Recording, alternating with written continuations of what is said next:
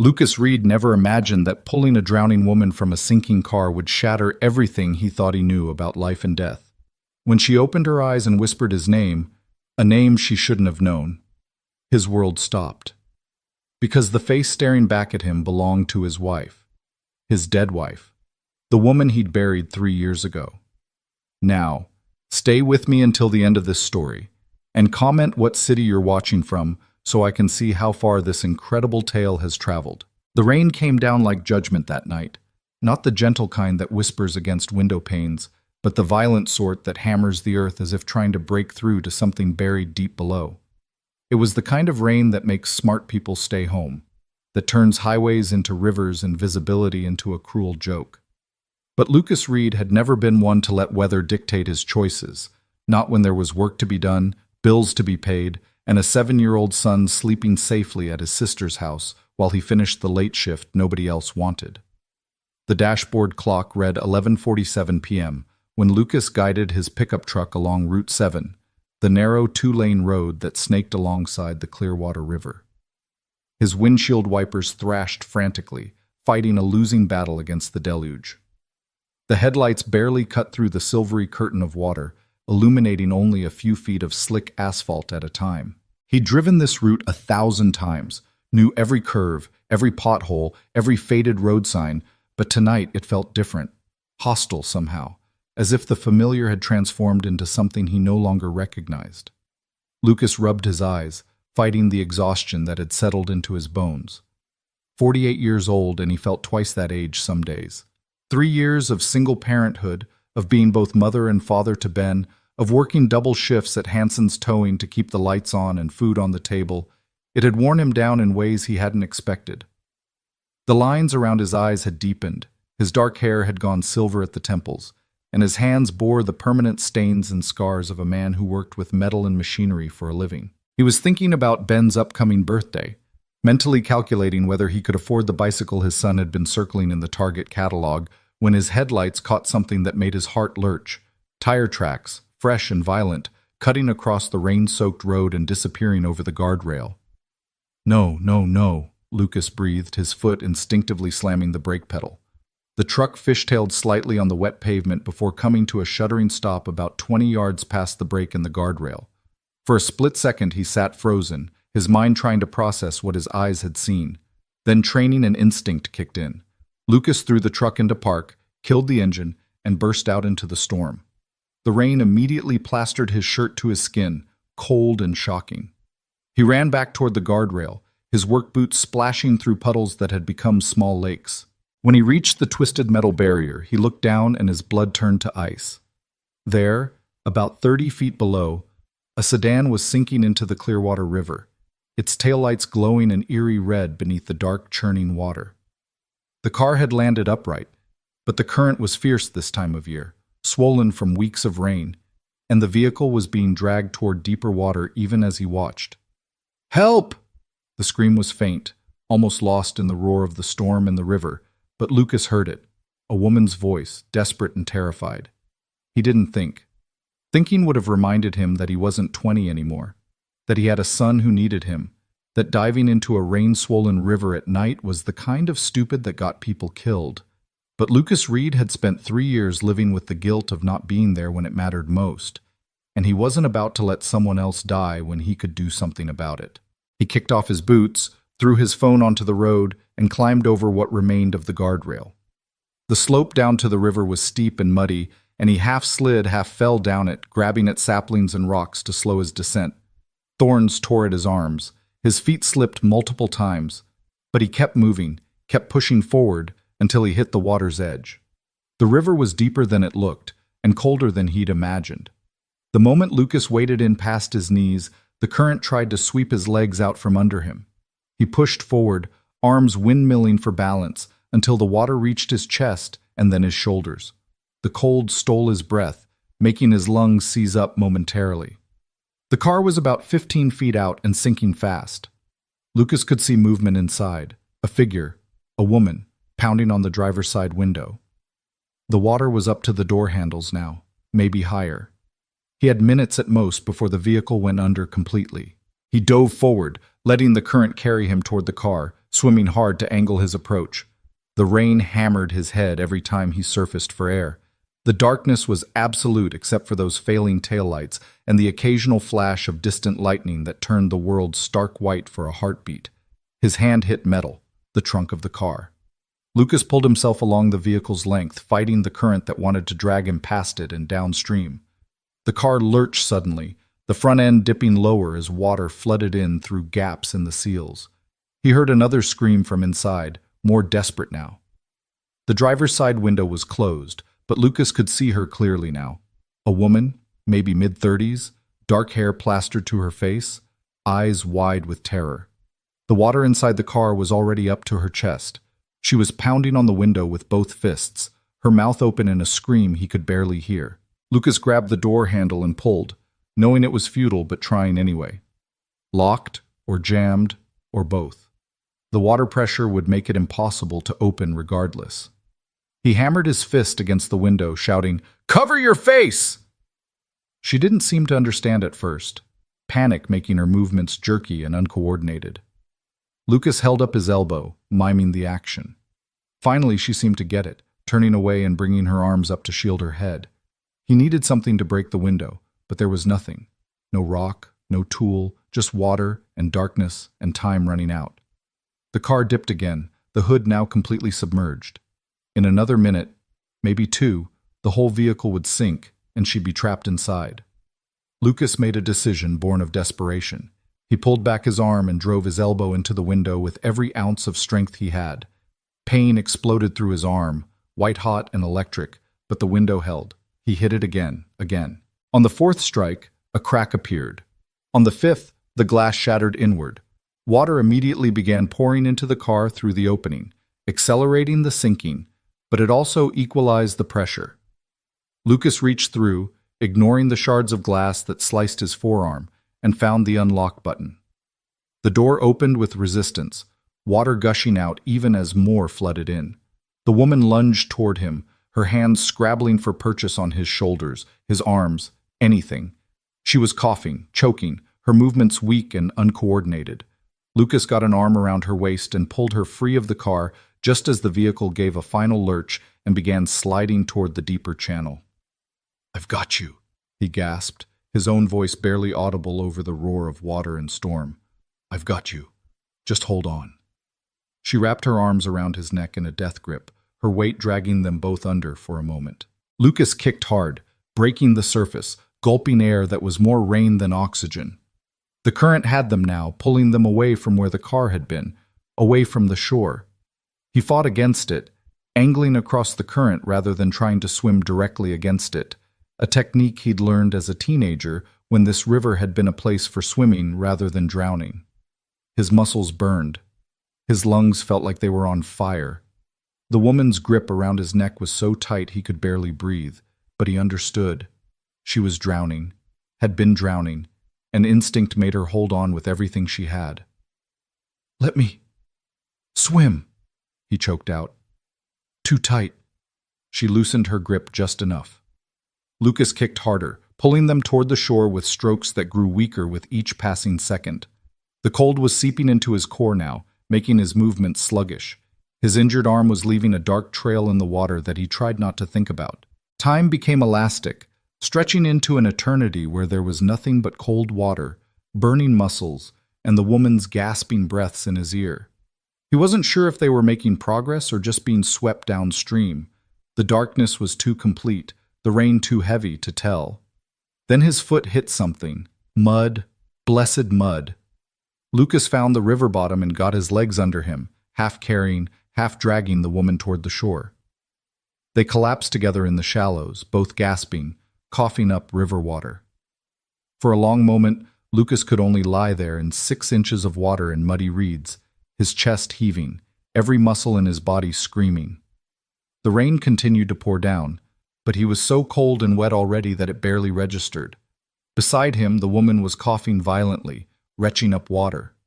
Lucas forced himself onto his hands and knees, then to his feet, swaying dangerously. He reached down and helped her up, supporting most of her weight as they stumbled up the slight incline toward the road. A semi-truck had stopped on the shoulder, its hazard lights flashing, and the driver was climbing down from the cab, a flashlight in his hand. "Jesus Christ!" the driver shouted, running toward them. "I saw the whole thing. Are you insane? Are you all right?" "Call 911, Lucas managed, his teeth chattering so hard he could barely form words. "She needs an ambulance." The truck driver was already pulling out his phone, but he shrugged off his jacket and draped it over the woman's shoulders. In the glow of the truck's lights and the flashlight beam, Lucas got his first clear look at the person he'd just pulled from the river. She was younger than he'd thought, mid-30s maybe, with shoulder-length dark hair now hanging in tangled ropes around her face. Her clothes were torn and muddy. There was a cut above her left eyebrow, bleeding slowly, mixing with the rain running down her face. She was shivering violently, her lips tinged blue, her skin pale as death. But it was her eyes that stopped him. Hazel eyes, flecked with gold, set in a face that was somehow familiar despite being bruised and half hidden by wet hair. Something about the shape of her jaw, the way her nose curved slightly to the left from an old break. "The ambulance is coming," the truck driver was saying. 10 minutes, they said. "Jesus, buddy, that was the bravest damn thing I've ever seen. You saved her life." Lucas barely heard him. He was staring at the woman, trying to place why she looked familiar, why his heart was suddenly racing for reasons that had nothing to do with the rescue or the cold. The woman was looking at him too, her hazel eyes focusing slowly, as if she was having trouble seeing him clearly. She opened her mouth, coughed, tried again. When she spoke, her voice was hoarse, barely above a whisper, but every word was clear. "Lucas? Lucas Reed?" The world stopped. Everything, the rain, the truck driver's voice, the distant wail of approaching sirens, all of it faded into white noise. Lucas stood frozen, the cold forgotten, staring at this stranger who knew his name. "How—" His voice came out strangled, broken. "How do you know my name?" The woman's eyes filled with tears that had nothing to do with the river water. She reached up with a shaking hand, pushing the wet hair back from her face, and Lucas felt his heart stop completely. Because now he could see her clearly. Now he could see the small scar under her chin, the one from a childhood bicycle accident. The way her left eyebrow had a tiny gap in it where hair didn't grow. The exact shape of her lips, the way her ears curved, the tiny mole on her neck that he used to kiss every morning. No, it wasn't possible. It couldn't be possible.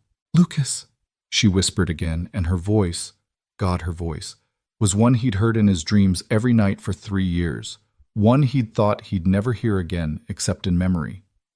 The truck driver was saying something, asking if they knew each other, if everything was all right, but Lucas couldn't respond. His legs felt weak. His vision was tunneling. He opened his mouth, but no words came out. The woman took a step toward him, stumbling, and he instinctively reached out to steady her. The moment his hands touched her arms, the moment he felt the solid reality of her beneath his fingers, something inside him broke. "It's me," she said, tears streaming down her face now, mixing with the rain.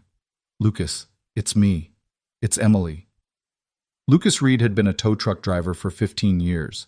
He'd seen accidents that would haunt most people for life. He'd pulled bodies from wreckage, had delivered death notifications to grieving families, had stood at gravesides and wondered how life could be so randomly cruel. He'd thought he'd seen everything, thought nothing could surprise him anymore.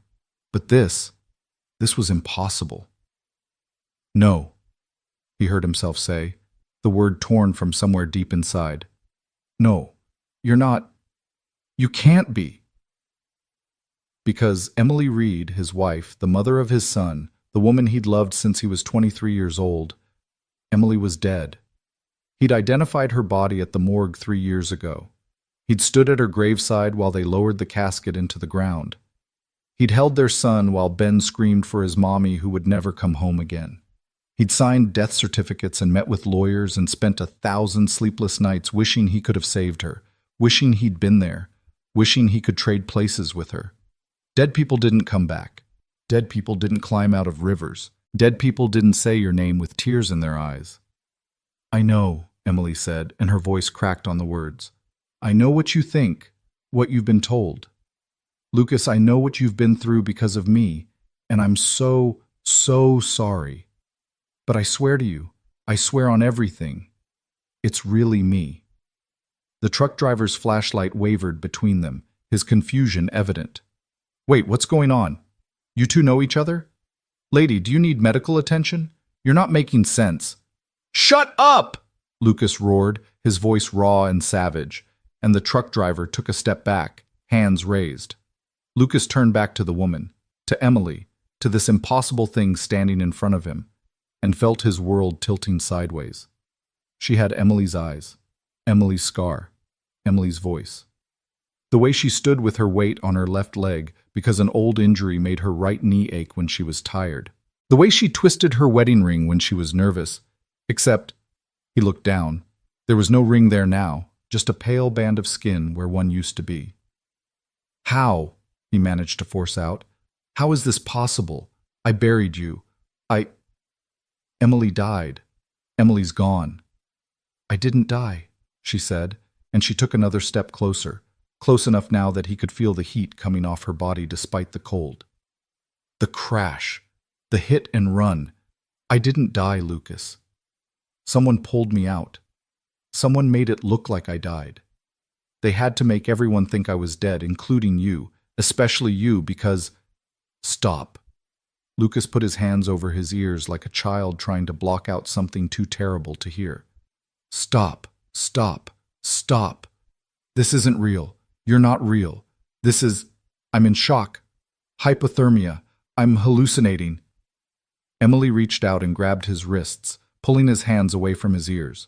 Her grip was strong, her hands cold but solid and real. "You're not hallucinating," she said fiercely. "Lucas, look at me. Really look at me." He did. God help him. He looked, and the longer he looked, the more impossible things he saw. Not just the physical features he'd memorized over 12 years of marriage, but something deeper. The way she tilted her head slightly when she was trying to make a point. The way her eyes showed every emotion she felt because she'd never been good at hiding them. The tiny crease between her eyebrows that appeared when she was worried. "Remember the night Ben was born?" Emily said urgently. "The snowstorm, the hospital 20 miles away, and you drove like a madman through the blizzard? Remember what you said to me when they put him in your arms for the first time?" Lucas felt tears burning in his eyes. "No one else knows that," he whispered. "You said, I didn't know I could love anything this much until right now." Emily continued, her own tears falling freely now. "And I said, that's how I felt when I met you. And you kissed my forehead and told me you'd protect us both forever, no matter what." "Stop," Lucas said again, but this time it came out as a sob. "Remember our first apartment, the one with the leaky ceiling? You put a pot under the drip in the bedroom, and you said it was like sleeping next to a drum. Remember our honeymoon in that terrible motel in Atlantic City where the air conditioning broke and we spent the whole weekend sweating and laughing? Remember when you proposed? You were so nervous you dropped the ring and it rolled under the restaurant table and the waiter had to help you find it?" "Emily," the name was a prayer and a curse and a question all at once. "Remember 3 years ago, the morning of the accident? You made me breakfast, burnt toast because you were running late, and I kissed you goodbye at the door, and I said, 'God, Lucas, I said I'd see you tonight. I promised I'd be home.'" Lucas's legs gave out. He didn't fall so much as collapse, his knees hitting the muddy ground hard enough to hurt. The rain poured down on his bowed head, and he couldn't tell any more what was rain and what were tears. Emily dropped down in front of him, her hands on his face, forcing him to look at her. "I'm so sorry," she sobbed. "I'm so sorry for what they did to you, for what I had to let happen. But I'm here now. I'm alive. I'm real." "This isn't happening," Lucas said, but even as he said it, he was reaching up to touch her face, his fingers trembling as they traced the familiar contours, the high cheekbones, the slightly crooked nose, the scar under her chin. "This can't be happening." "It is," Emily said. "I'm here. I'm really here." In the distance, sirens wailed louder, growing closer. Red and blue lights began to paint the trees, reflecting off the wet pavement. The truck driver was flagging down the emergency vehicles, his voice carrying back to them. "Over here. They need help, Ed. But Lucas barely registered any of it.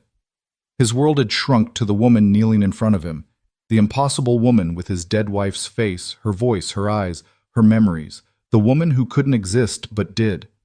"I thought you were gone," he whispered, and his voice broke completely on the last word. "I thought I'd lost you forever. Do you know what that did to me? To Ben? He cried for you every night for months. He still... God, Emily, he still sleeps with your old sweatshirt because it used to smell like you." Emily's face crumpled. "Ben," she breathed. "Oh God, Ben. My baby. Is he... How is he?" "He's 7 now," Lucas said, and fresh tears spilled down his cheeks. 7 years old, and he barely remembers you. I show him pictures, I tell him stories, but you're becoming a fairy tale to him. A ghost. How is he supposed to understand that his mother came back from the dead? Lucas, how is any of this possible?" His voice rose, edged with hysteria now. "People don't just come back. Dead wives don't climb out of rivers. This is insane." Paramedics were running toward them now, carrying equipment, their boots splashing through puddles. A police cruiser pulled up behind the ambulance, its lights adding to the chaos of colors painting the night. "Sir, ma'am, we need to check you both over," one of the paramedics said, kneeling beside them. "You've been in the water? Possible hypothermia? Injuries?" "Tell them," Lucas said, his eyes locked on Emily's face. "Tell them who you are. Tell them you're Emily Reed, that you died 3 years ago in a hit-and-run accident. Tell them you were buried in Riverside Cemetery, plot 247, next to where my mother is buried and where I'm supposed to be buried when my time comes. Tell them!" Emily looked up at the paramedic, at the gathering circle of first responders, at the truck driver who'd witnessed Lucas's impossible rescue. When she spoke, her voice was steady despite the tears. "My name is Emily Reed," she said clearly, "and 3 years ago I was told that if I ever spoke that name again, if I ever tried to contact my family, they would be killed." The paramedic blinked. "Ma'am, you're in shock. Let's get you warmed up and—" "I'm not in shock," Emily said. "I'm in danger, and now because I've been found, so is everyone around me." Lucas stared at her. "What are you talking about?" Emily looked back at him, and for the first time he saw something beyond grief and relief in her eyes. He saw fear. "The accident 3 years ago wasn't an accident," she said. "It was an attempt on my life. And when it failed, when I survived, they made a choice. They could kill me, or they could use me. They chose to use me. They faked my death, gave me a new identity, and put me to work. And now—" "Ma'am, you need immediate medical attention," the paramedic interrupted, more firmly this time. "You're not making sense. You're clearly disoriented."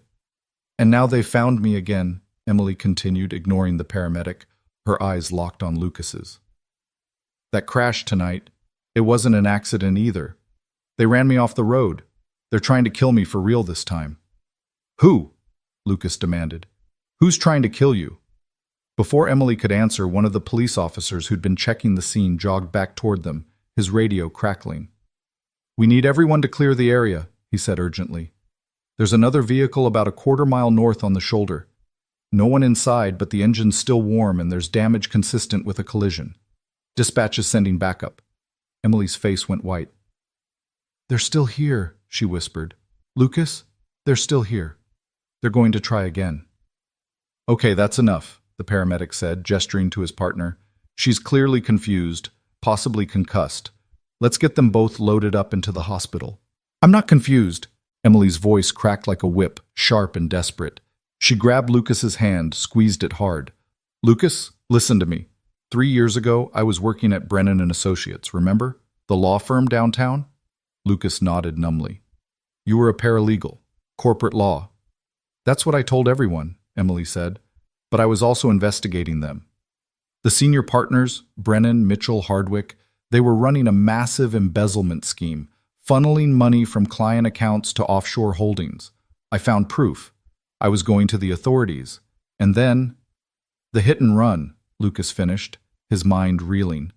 "I never made it to the FBI," Emily said. "But someone else did. Someone from the Attorney General's office who'd been investigating the same thing." He found me in the hospital, barely alive. He told me the people I'd been planning to expose had resources, connections, the ability to make witnesses disappear. He said if I testified openly, I'd be dead within a week, and probably you and Ben too. So they made a deal. I'd go into witness protection, help them build a case from the shadows, and in exchange, you'd be safe. They'd think I was dead and leave you alone. A police officer had moved closer, listening now. Ma'am, these are serious allegations. If you're saying you're in witness protection, Emily corrected. I was in witness protection, but something went wrong. Someone leaked information. They found out I was still alive, found out where I was being kept. Tonight was supposed to look like an accident, just like last time, another tragic death of a woman no one would miss. She looked at Lucas, her eyes pleading for him to believe her, to understand. But then you showed up. You saved me. Again. And now? A sharp crack split the night, the unmistakable sound of a gunshot. Everyone hit the ground instinctively.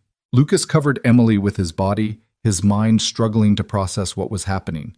Another shot rang out, and one of the ambulance's windows exploded in a spray of safety glass. "Everyone down!" one of the police officers shouted, drawing his weapon. "Active shooter! Get behind the vehicles!" Chaos erupted. The paramedics scrambled for cover. The truck driver ran for his rig. The police officers took defensive positions, their radios crackling with urgent calls for backup. Lucas grabbed Emily's hand and pulled her toward his pickup truck, which was still parked where he'd left it 20 yards up the road. They ran in a crouch, slipping in the mud, as another shot kicked up dirt inches from Lucas's foot. They made it to the truck and threw themselves behind it, pressing their backs against the cold metal. Lucas's heart was hammering so hard he thought it might burst from his chest. "Are you hit?" he gasped, running his hands over Emily, checking for blood. No, I'm okay," she panted. "Lucas, I told you, they're here. They won't stop. They can't let me live, not now, not after." "Where's it coming from?" Lucas interrupted, his mind shifting into survival mode. He might not understand what was happening, might not believe half of what Emily had told him, but bullets were real and someone was shooting at them. "The trees," Emily said, pointing across the road to the thick forest that lined the opposite side. "Probably elevated, using a night scope." Another shot hit the truck's hood, and Lucas and Emily both flinched. The police were returning fire now, their muzzle flashes bright in the darkness, but they were shooting blind, trying to suppress fire from a shooter they couldn't see. "We need to move," Lucas said. "We're sitting ducks here." "Where?" Emily demanded. "That's open road in both directions. We'd be exposed." Lucas was already moving, crawling toward the driver's door. "When I say go, you get in the passenger side. Stay low. Can you do that?" Emily nodded, her face set with determination that he remembered from 1,000 domestic arguments, from the time she'd insisted on learning to change her own oil, from the day she'd demanded to be in the delivery room despite the complications. His Emily. Practical, stubborn, brave Emily. Except she wasn't dead. She was here, alive, being shot at, and nothing made sense anymore. "Go!" Lucas yanked open the driver's door, using it as a shield, and Emily scrambled around the front of the truck to the passenger side. Another shot pinged off metal somewhere behind them. Lucas threw himself into the cab, key already in hand from his pocket, and jammed it into the ignition. The engine roared to life, a sound he'd never been so grateful to hear. Emily tumbled into the passenger seat, slamming the door, and Lucas was already moving, the truck lurching forward as he floored the accelerator. "Sir, wait!" One of the police officers was shouting, but his voice was lost in the squeal of tires and the roar of the engine. Lucas drove like he was trying to outrun the end of the world, the truck fishtailing on the wet road before the tires caught and hurled them forward. The speedometer climbed, 40, 50, 60 miles per hour, the road barely visible through the rain-hammered windshield. "There's a bullet hole in your windshield," Emily said, her voice unnaturally calm. Lucas glanced at the spiderweb crack in the glass, centered perfectly where his head would have been if they'd stayed stationary another 5 seconds. "Yeah," he said, "I see it." He took a curve too fast, the truck sliding sideways before he corrected, and Emily braced herself against the dashboard. "Where are we going?" "I don't know," Lucas admitted. Away, somewhere safe, somewhere I can think. They'll follow us, Emily said. Lucas, they'll… I know. The words came out sharper than he'd intended. He took a breath, trying to steady himself. I know, but right now I need you to tell me everything. No more pieces, no more mysterious hints. Everything. Starting with why you're not actually dead. Emily was silent for a long moment, staring out at the rain-soaked darkness rushing past the window. When she finally spoke, her voice was quiet but steady. Remember I told you about the corruption ring at the firm? Yeah. It was bigger than I thought. It wasn't just embezzlement. They were laundering money for a drug trafficking operation, facilitating illegal arms deals, helping criminals hide assets. We're talking hundreds of millions of dollars, Lucas, maybe more. The senior partners at Brennan and Associates were essentially running a criminal enterprise disguised as a legitimate law firm. Lucas's hands tightened on the steering wheel. And you found out. I found out, Emily confirmed. I was organizing files for a case, boring routine work, and I noticed discrepancies, money moving in ways that didn't make sense. I started digging, careful at first, but the more I found, the more horrified I became. These were our clients, Lucas. People we'd had to our house for dinner parties, upstanding members of the community, and underneath it all, they were monsters. So you were going to report them. I compiled evidence, Emily said. Bank records, emails, internal memos that laid out the whole operation. I contacted the FBI, set up a meeting for a Thursday afternoon, but the accident happened on Wednesday night. They found out you were going to talk. They must have. I don't know how. Maybe they had someone in the FBI office, or maybe they were monitoring my communications, but they knew, and they sent someone to kill me. Lucas remembered that night with perfect, terrible clarity. He'd been home with Ben, making dinner when the police officers knocked on the door. They'd been professional but kind, using phrases like terrible accident and did everything they could. And would you be able to come identify the body? He remembered the morgue's fluorescent lights, too bright and too cold. He remembered the sheet being pulled back from her face, her beautiful face, so still and pale, a gash across her forehead, her lips slightly parted, as if she'd been about to say something important. I saw you, he said roughly, at the morgue. They pulled back the sheet and I saw your face. I touched your hand. You were cold. Dead. How? That wasn't me, Emily said softly. I don't know who it was. Maybe someone they killed to take my place, someone who looked enough like me after the damage from the crash. The federal agent who found me, Marshall Garrett, he arranged everything. He said it had to be completely convincing or the people who wanted me dead would come after my family to be sure. Jesus Christ. Lucas felt sick. Some other woman died and everyone thought she was you? I know how it sounds. I know how wrong it is. But Lucas, I was barely conscious when they made the decision. I woke up in a government facility 3 days later, and they told me I was dead, that there'd been a funeral, that you'd buried me. They said if I ever contacted you or Ben, if I ever revealed I was alive, you'd both be killed. What was I supposed to do? I don't know, Lucas's voice cracked. I don't know, Emily, but for 3 years, I mourned you. Ben mourned you. We fell apart without you. I had to explain to our 6-year-old son why his mommy was never coming home. Do you have any idea what that's like? Yes, Emily shouted back, and there were tears streaming down her face again. Yes, I do, because I had to live knowing you were both out there without me, knowing Ben was growing up without his mother, knowing you were alone, struggling, hurting, and I couldn't do anything about it. Every day for 3 years, Lucas. Every single day I wanted to come home. I wanted to see you both so badly it felt like dying. But they said if I did, you'd die for real. So I stayed dead. I testified in secret. I helped them build their case. I did everything they asked because I thought it was keeping you safe. Lucas drove in silence, processing this, trying to reconcile the impossible facts with his understanding of reality. Finally, he asked, so what changed? Why are they trying to kill you now? The case went to trial 6 months ago, Emily said, wiping at her eyes. All 3 senior partners were convicted, along with a dozen of their associates. I thought it was over. I thought maybe, finally, I could come home. But then Marshal Garrett contacted me 3 weeks ago. He said there were complications, that some of the convicted men were talking about cutting deals, about revealing additional information that could implicate people even higher up the chain. Federal judges, state legislators, people with real power. And somehow word leaked that the prosecution's star witness was still alive. You. Me. Garrett said I needed to be moved to a new location, given a new identity. Again. He said it wasn't safe anymore. But She stopped, her voice catching. I couldn't do it again, Lucas. I couldn't disappear into another life, another name, spend another 3 years or 5 years or forever being someone else. I told him I wanted out. I wanted to come home. And he said no.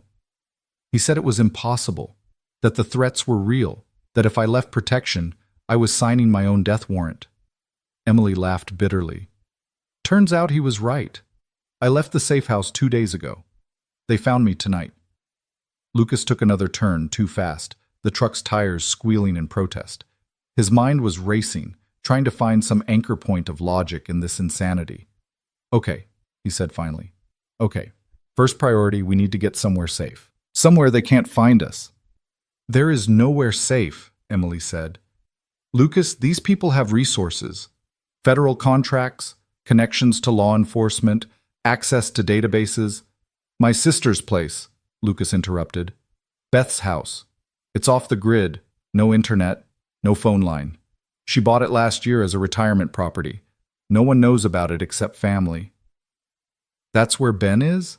Emily's voice softened on their son's name. Yeah, he's there with Beth for the week while I work. It's about 40 minutes north up in the hills near Coopersville. Then that's where they'll look. Not if we're smart about it. Lucas was already planning, his mind working through the logistics. We ditch my truck. It's probably got a bullet or 2 in it, and the police will be looking for it. We take back roads, avoid traffic cameras, change our appearance as much as we can. We get to Beth's, grab Ben, and then we figure out our next move. What next move? Emily demanded.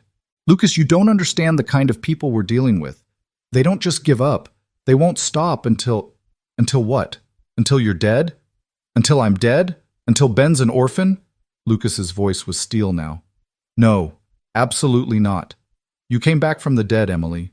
You survived once. We'll survive again. This is insane. Yeah, Lucas agreed. It really is. But I'm not losing you twice. Not happening. So you'd better tell me everything you know about these people, because we're going to need every advantage we can get. Emily stared at him for a long moment, and he could see her wrestling with something.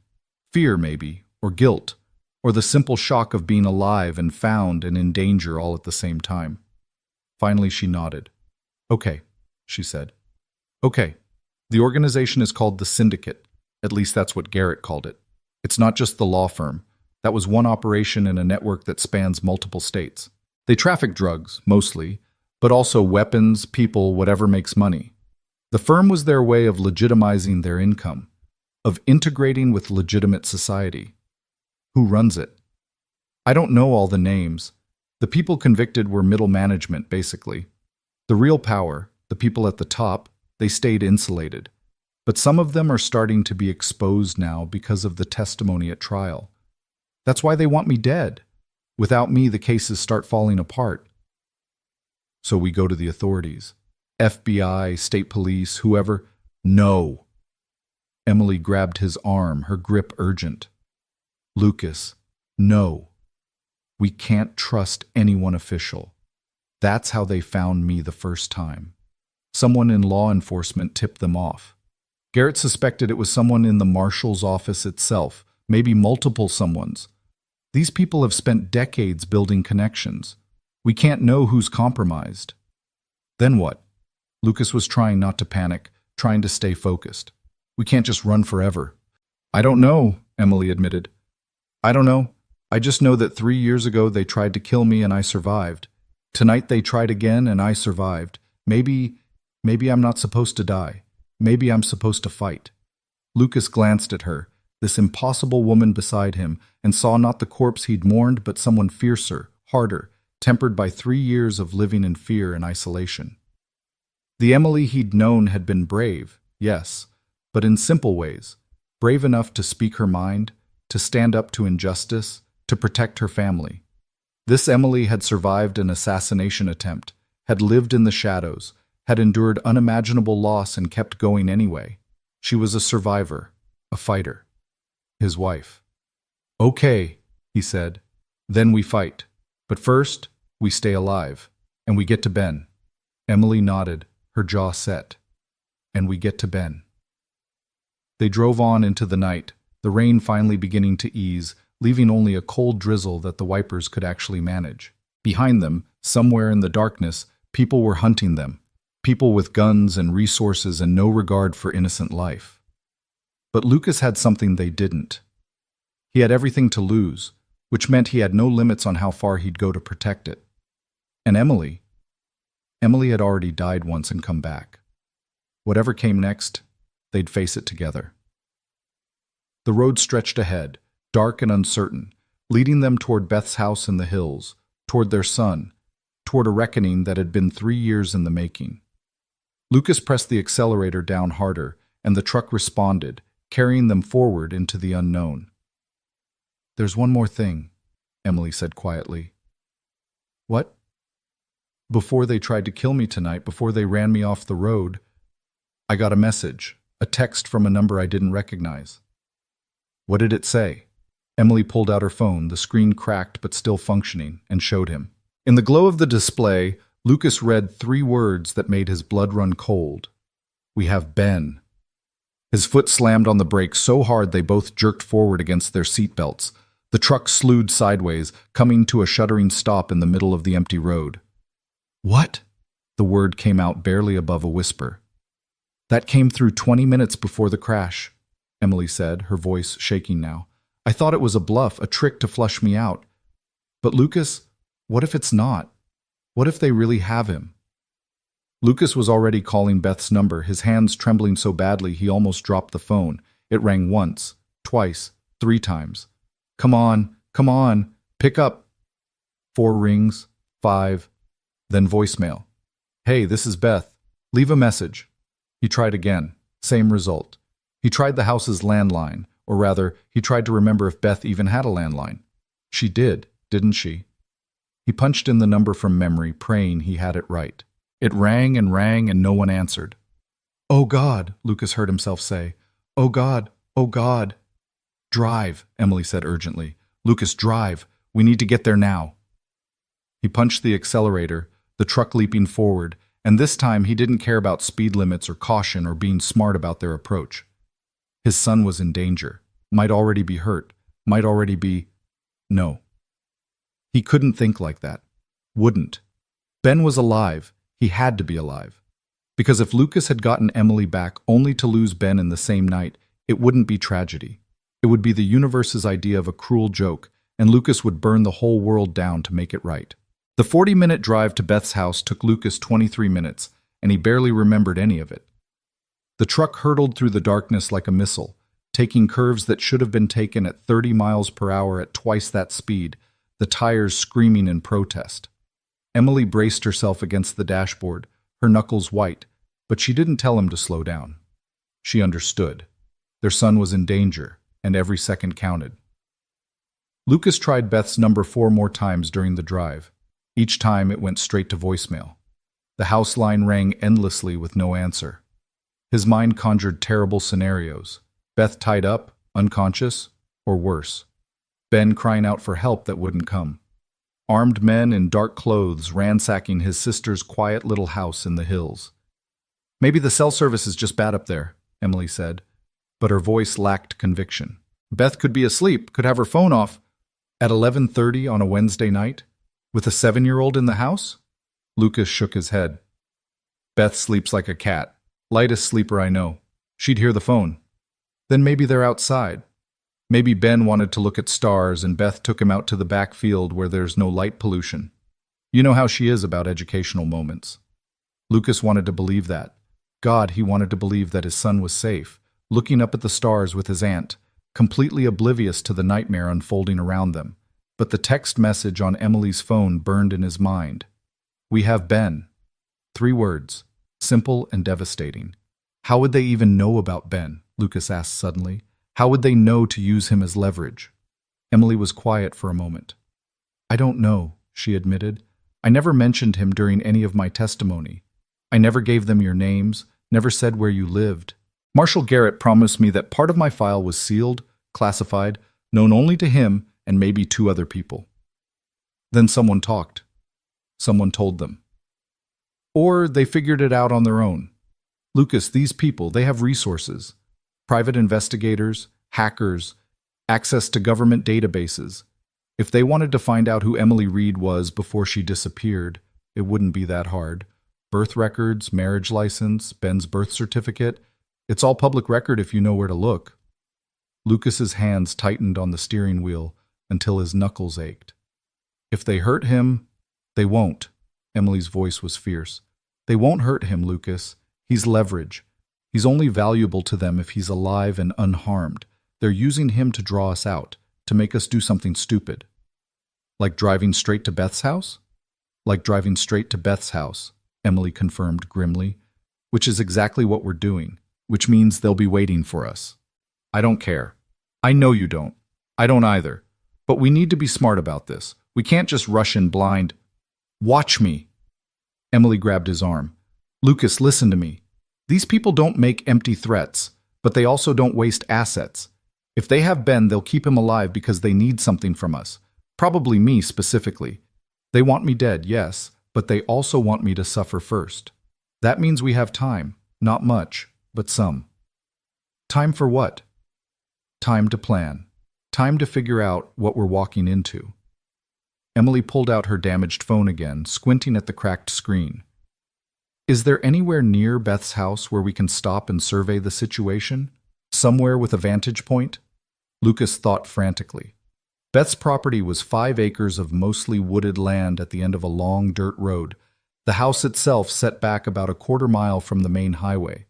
The nearest neighbor was 2 miles away. It was private, isolated, perfect for someone who wanted peace and quiet in their retirement. Perfect also for an ambush.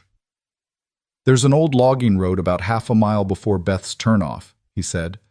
"It runs parallel to her property line through the woods. We could park there, approach on foot, see what we're dealing with before they know we're there." "That's good. That's smart," Emily nodded. "Do you have any weapons? Anything we could use?" "I've got a tire iron in the truck bed and a flashlight. That's it." "Better than nothing." Emily checked her phone again, then made a frustrated sound. "No signal. We're too far out." "There's no cell service at Beth's place. That's part of why she bought it. She wanted to disconnect from the world. No internet, no phone, just her and her books and her garden. That's not going to help us." "No," Lucas agreed. "It's not." They drove in tense silence for another few minutes, the road narrowing as they left the main highway behind. The rain had stopped completely now, leaving the night cold and clear. Through the windshield, Lucas could see stars, thousands of them, brilliant against the black sky. On any other night, he would have found it beautiful. Tonight, it just meant better visibility for whoever might be watching. The logging road appeared on their right, almost invisible except for the gap in the trees that marked its entrance. Lucas killed the headlights and turned onto it, the truck bouncing over ruts and exposed roots. He drove slowly now, careful to make as little noise as possible until they were about 50 yards in. Then he stopped, put the truck in park and turned off the engine.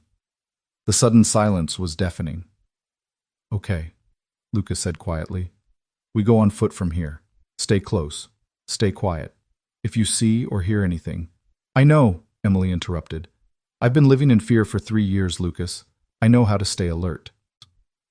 He looked at her in the darkness, this woman who was and wasn't his wife, who'd survived death and lived to tell about it. "I'm sorry," he said. "I'm sorry for what you've been through. I'm sorry I wasn't there to protect you. You were protecting Ben. That's what mattered." Emily reached out and touched his face, her fingers cold against his cheek. "And now we protect him together." They got out of the truck as quietly as they could, easing the doors shut rather than slamming them. Lucas retrieved the tire iron from the truck bed, heavy, solid, capable of breaking bones if swung with enough force. It wasn't much, but it made him feel slightly less helpless. The woods were thick here, the ground covered in decades of fallen leaves and pine needles that muffled their footsteps. Lucas led the way, moving carefully between trees, Emily close behind him. The temperature had dropped significantly since the rain stopped, and their breath misted in the cold air. Lucas was still wet from the river, his clothes stiff and uncomfortable, but adrenaline kept him from feeling the cold. They'd been walking for maybe 10 minutes when Lucas saw light through the trees ahead, the warm glow of windows, electric light spilling out into the darkness. Beth's house. They crept closer, staying low, until they reached the edge of the tree line where Beth's property opened up into the cleared area around the house. The house itself looked normal, peaceful even. It was a modest two-story structure with a wraparound porch painted white with blue shutters. Beth's car, a sensible Honda sedan, was parked in the driveway. The porch light was on, and lights glowed in several windows. Nothing looked out of place. "I don't see any other vehicles," Emily whispered. "No cars, no vans." "They could have parked on the main road and walked in," Lucas said. "Or they could be inside already. Or the text was a bluff and Ben's fine and we're panicking for nothing." Lucas wanted to believe that, but something felt wrong. He couldn't articulate what it was. Maybe the way the curtains were drawn when Beth usually left them open, or the fact that no one had answered multiple phone calls, or just the primal instinct that screamed danger. Whatever it was, every nerve in his body was firing warning signals. "I'm going in," he decided. "You stay here." "Absolutely not." Emily's voice was firm. "We go together or not at all." "Emily, don't Emily me. That's my son too. I've missed 3 years of his life, Lucas. 3 years. I'm not missing another second because you think I need protecting." Lucas wanted to argue, wanted to insist that she stay safe while he checked things out, but he recognized the set of her jaw, the fire in her eyes. This was the woman who'd stood up to corporate criminals, who'd survived an assassination attempt, who'd endured 3 years of hell to keep her family safe. She wasn't going to hide in the woods while their son might be in danger. "Fine," he said. "But we're careful. We check the perimeter first, look in windows, see if we can figure out what's happening inside before we commit to anything." They moved along the tree line, circling the house, staying in the shadows. The ground floor windows showed normal domestic scenes, the living room with its comfortable couch and Beth's extensive book collection, the kitchen with dishes drying in the rack by the sink. No signs of struggle, no indication anything was wrong, but there were also no signs of life. No movement, no sounds, nothing. They completed their circuit of the house, ending up near the back porch.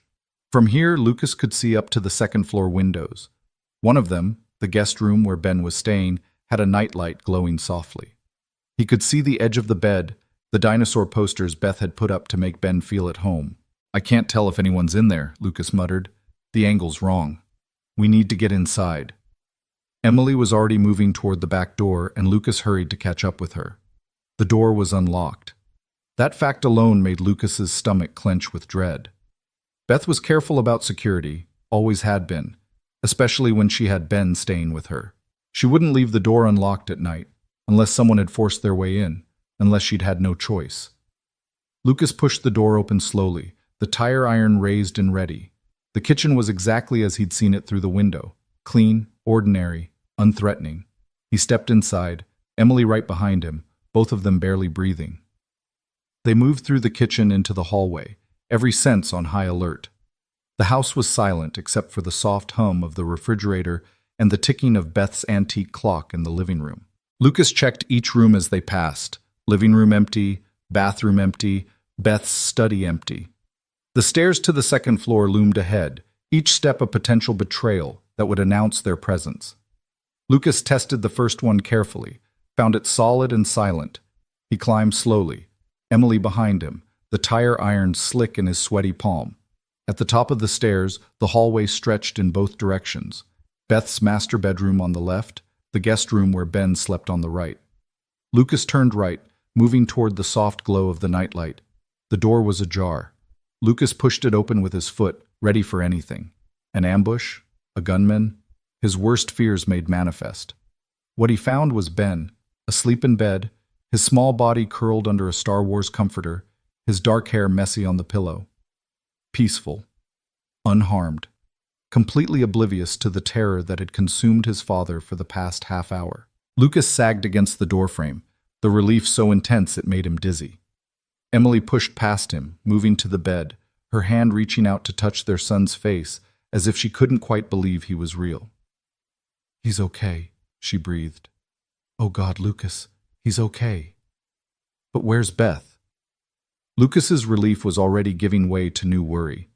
If Ben was fine, if nothing seemed disturbed, then why hadn't Beth answered her phone? Where was she? A sound from downstairs, soft, barely audible. The creak of a floorboard. Lucas's head snapped toward the doorway. He held up a hand, signaling Emily to stay quiet, stay still. She froze, her hand hovering over Ben's sleeping form. Another sound. Footsteps, deliberate and careful, moving through the first floor. Someone was in the house. Lucas moved quickly but silently back into the hallway, the tire iron gripped tight. He could hear them more clearly now. Definitely footsteps. Definitely someone trying to move quietly but not quite succeeding. They were in the living room, moving toward the stairs. He positioned himself at the top of the staircase, ready to defend his family with whatever it took. His heart hammered in his chest. His mouth was dry. Every muscle was coiled tight, ready to spring. A shadow appeared at the bottom of the stairs. A figure began to climb, moving slowly, cautiously. Lucas raised the tire iron, prepared to swing the moment the intruder came into range. The figure reached the top step and Lucas swung with all his strength, only to have his arm caught mid-swing by a surprisingly strong grip. "Jesus Christ, Lucas, it's me!" Beth. It was Beth, her eyes wide with shock, staring at the tire iron that had stopped inches from her head. "Beth?" Lucas lowered the weapon, his hands shaking. "Where the hell were you? Why didn't you answer your phone?" "My phone?" Beth looked confused. "It's in my car. I must have left it there when I came back from the grocery store earlier. I was out in the garden checking on the—" She stopped, her eyes focusing on something behind Lucas. "Oh my God." Lucas turned. Emily had emerged from Ben's room, standing in the hallway light, her wet and torn clothes, her bruised face, her impossible presence. Beth went white. "No," she whispered. "No, this isn't... You can't be..." "Hi, Beth," Emily said softly. "I know this is a lot to process." "You're dead." Beth's voice was flat, shocked. "You're dead. I went to your funeral. I helped Lucas pick out your casket. You're dead." "I'm not," Emily said simply. "I'm sorry. I'm so sorry, but I'm not dead." Beth looked at Lucas, her expression desperate, seeking confirmation that she wasn't losing her mind. Lucas nodded slowly. "It's her," he said. "I know how it sounds, I know how impossible it is, but it's really her. She's alive. She's been alive this whole time." Beth sat down hard on the top step, as if her legs had suddenly stopped working. "I need," she said faintly, "to sit down. Actually, I'm sitting. I need a drink, a very large drink." "We don't have time," Lucas said. "Beth, listen to me. Emily's in danger. We're all in danger. People are after her, people who want her dead, and they might be on their way here right now." That seemed to penetrate Beth's shock. She looked up sharply. "What people? What are you talking about?" "It's complicated," Emily said. "But Lucas is right. We're not safe here. We need to move, need to get Ben somewhere they can't find us." "Who's they?" Beth demanded, some of her natural assertiveness returning. "And why should I trust anything you say? You let us think you were dead for 3 years. You let my brother suffer. Let your son grow up without a mother." "I didn't have a choice," Emily's voice cracked. "Don't you think I wanted to come home? Don't you think every single day was torture, knowing you were all here and I couldn't see you? They said if I contacted anyone from my old life, my family would be killed. What was I supposed to do?" "The truth," Beth said coldly. "You were supposed to tell us the truth. And get you all murdered? That's not a choice, Beth. That's a nightmare." "Stop." Lucas held up his hands. "Both of you, just stop. We can hash this out later. We can have all the arguments and explanations later, but right now we need to focus. Beth, did anyone come to the house tonight? Any visitors, any strange calls? Beth shook her head, still looking dazed. No, nothing. It's been completely quiet. Ben and I had dinner, watched a movie, I put him to bed around 9. Then I went out to check on the garden beds because I thought I heard an animal getting into them. That's where I was when you showed up and nearly brained me with a tire iron. Emily got a text message saying they had Ben, Lucas explained. That's why we came rushing up here. We thought it was a bluff, Beth said. Obviously. Or you got the timing wrong or... She stopped. Wait, if they sent that message, if they know about Ben, then they know about me too. They know about this house. Yes, Emily said, which is why we need to leave, right now. Leave and go where? Beth stood up, crossing her arms. I don't know if you've noticed, but it's the middle of the night and we have a sleeping 7-year-old. We can't just grab him and run into the woods. We can and we will if we have to, Lucas said. Beth, I know this is insane. I know you have questions. God knows I have questions. But people shot at us tonight. Real bullets from real guns. And if they're willing to kill Emily, they won't hesitate to kill anyone who gets in their way. That includes you. That includes Ben. Beth's face hardened. Whatever shock she'd been feeling was giving way to the practical, protective instincts that made her such a good aunt. Fine, she said. Give me 5 minutes to pack some essentials. Clothes for Ben, first aid kit, whatever cash I have in the house. You two figure out where we're going, because I assume you don't have a plan. We'll figure it out, Lucas said. Fantastic. Beth pushed past them, heading for her bedroom. This is exactly how I wanted to spend my Wednesday night, fleeing mysterious assassins with my supposedly dead sister-in-law. Just fantastic. Emily and Lucas stood in the hallway, looking at each other in the dim light. Despite everything, the danger, the fear, the sheer impossibility of their situation, Lucas felt something loosen in his chest. Ben was safe. Emily was alive. His sister was taking charge with her usual efficiency. They were together, and that meant something. We should wake Ben, Emily said softly. He needs to know. I need to see him awake. I need him to know I'm here. Lucas nodded. Yeah, but Emily, he's not going to understand. He barely remembers you. In his mind, you're someone from photographs and stories. This is going to be traumatic.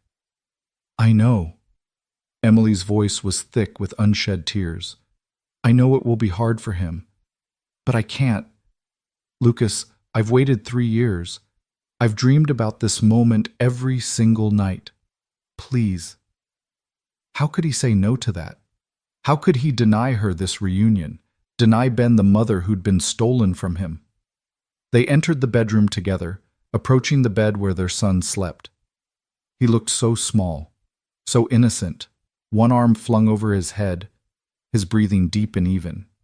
He'd lost the baby roundness in his face, Lucas noticed. His features were sharpening, becoming more defined. He was growing up, changing, becoming his own person day by day. Emily knelt beside the bed, her hand trembling as she reached out to touch Ben's shoulder. Ben? She whispered. Baby, can you wake up for me? Ben stirred, mumbling something incoherent. His eyes fluttered open, unfocused and confused. Dad? I'm here, buddy, Lucas said, moving to the other side of the bed. Someone wants to see you. Ben's gaze shifted to Emily, still foggy with sleep. He blinked, rubbed his eyes, looked again. For a long moment he just stared at her, his young face scrunched in concentration as if he was trying to solve a difficult puzzle. Then, slowly, recognition flickered across his features. Mommy? Emily let out a sob. Yes, baby, yes, it's Mommy. But you're dead. Ben's voice was matter-of-fact, the way children state obvious truths. You died in a car crash when I was 4. I know that's what everyone thought, Emily said, tears streaming down her face. And I'm so sorry about that. But I'm not dead, sweetheart. I'm right here. I'm real. You can touch me if you want, see? She took his hand and placed it against her cheek. Ben's eyes went wide. You're real, he breathed. You're really real. I'm really real. Where were you? The question was plaintive, confused. Why didn't you come home? That's a long story, baby, and I promise I'll tell you all of it. But right now we need to go on an adventure. Dad and Aunt Beth and I, we need to take you somewhere safe. Can you do that? Can you be brave for me? Ben looked at Lucas, seeking confirmation. Lucas nodded. It's true, buddy. We need to leave. It'll be fun, like camping. In the middle of the night? The best adventures happen in the middle of the night, Emily said, forcing a smile through her tears. Come on, let's get you dressed. They got Ben into warm clothes, jeans, a hoodie, his favorite sneakers with the lights in the heels. He moved through the process in a daze, still half asleep, still processing the impossible fact of his mother's presence. Lucas could see the questions building behind his eyes, the confusion and wonder and fear all mixing together. Beth reappeared with the backpack stuffed with supplies.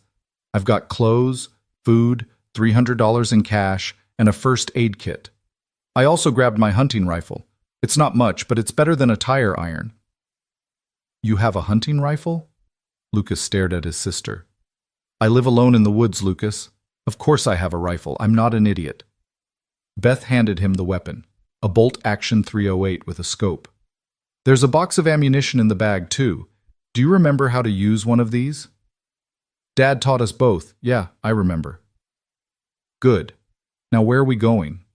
That was the question, wasn't it? They couldn't stay at Beth's. They couldn't go to Lucas's apartment. Too obvious, too easy to find. Credit cards, traceable information. They needed somewhere off the grid, somewhere no one would think to look. The old Reed property, Lucas said suddenly. Dad's hunting cabin. Beth frowned. That place is practically falling apart. We haven't been up there in years. Exactly. No one knows about it except family. It's isolated, no neighbors, no paper trail connecting it to us anymore since Dad died. It's perfect. It's also 3 hours north, and we don't have 3 hours of darkness left, Beth pointed out. We'd be on the road in daylight, visible, easy to spot. Then we find somewhere to hole up for the day and travel at night, Emily suggested. Somewhere public enough that they can't make a move without witnesses. A diner, maybe, or a church.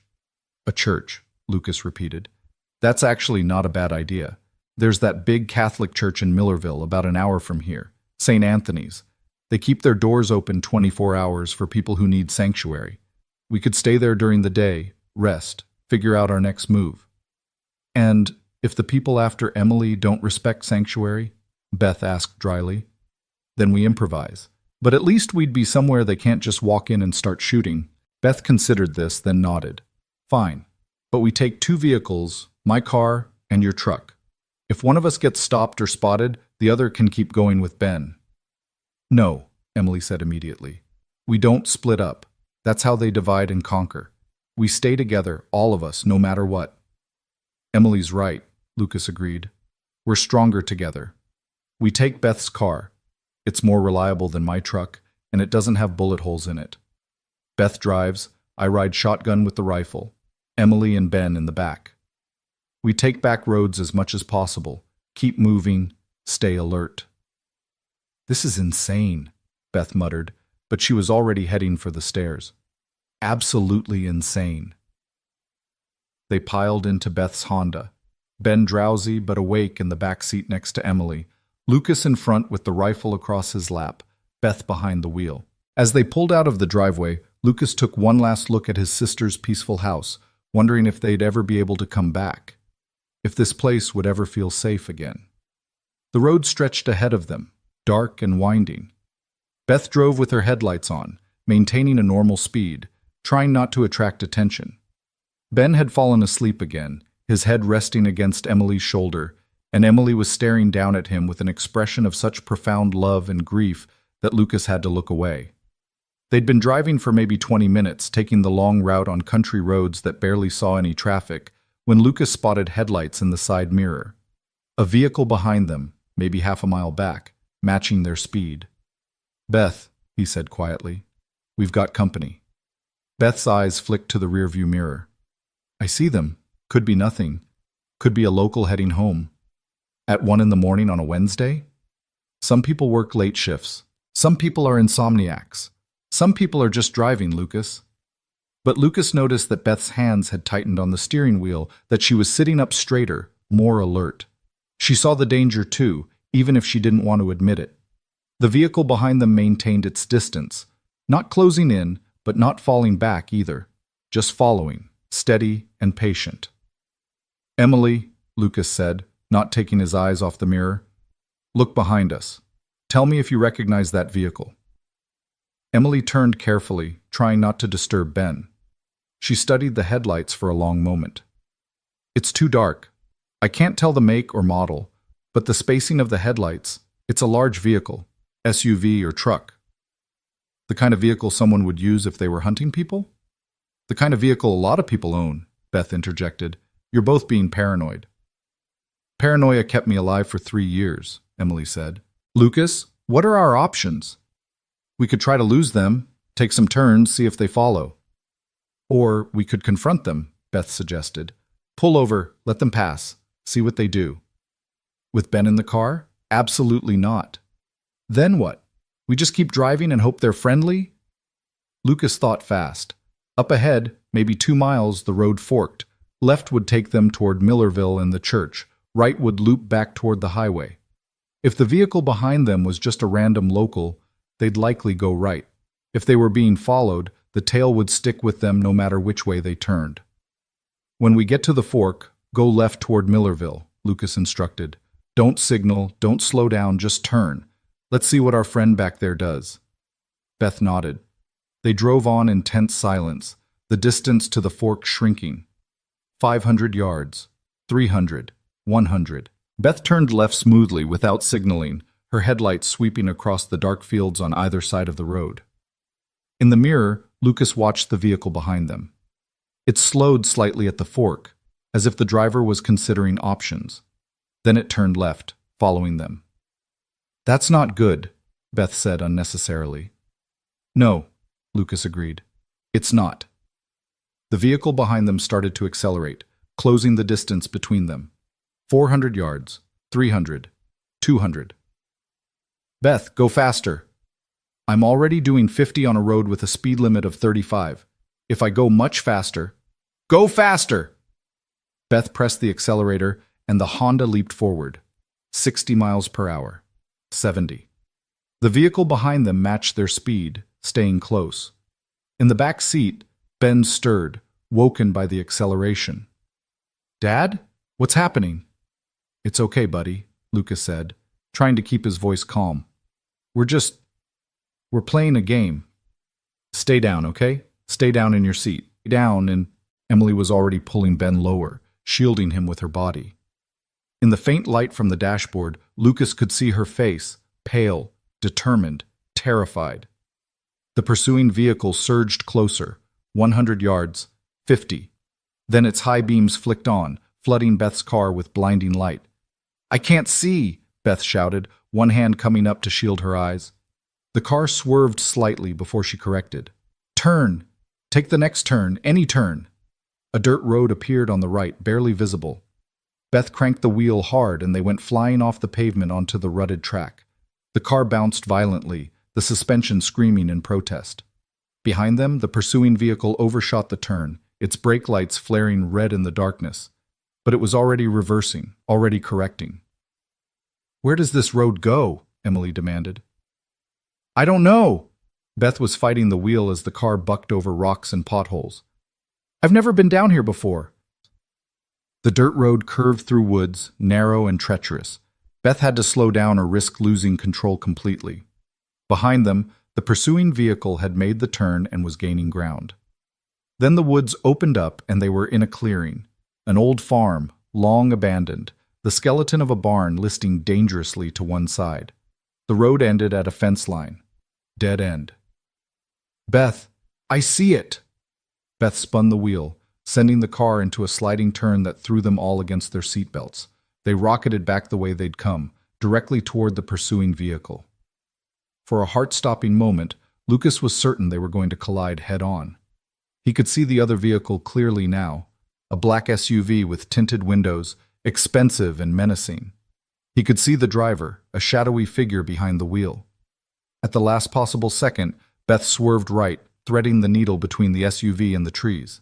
Metal scraped metal with a shriek that set Lucas's teeth on edge, and then they were past, racing back toward the main road. The SUV tried to turn, but it was too big, too slow.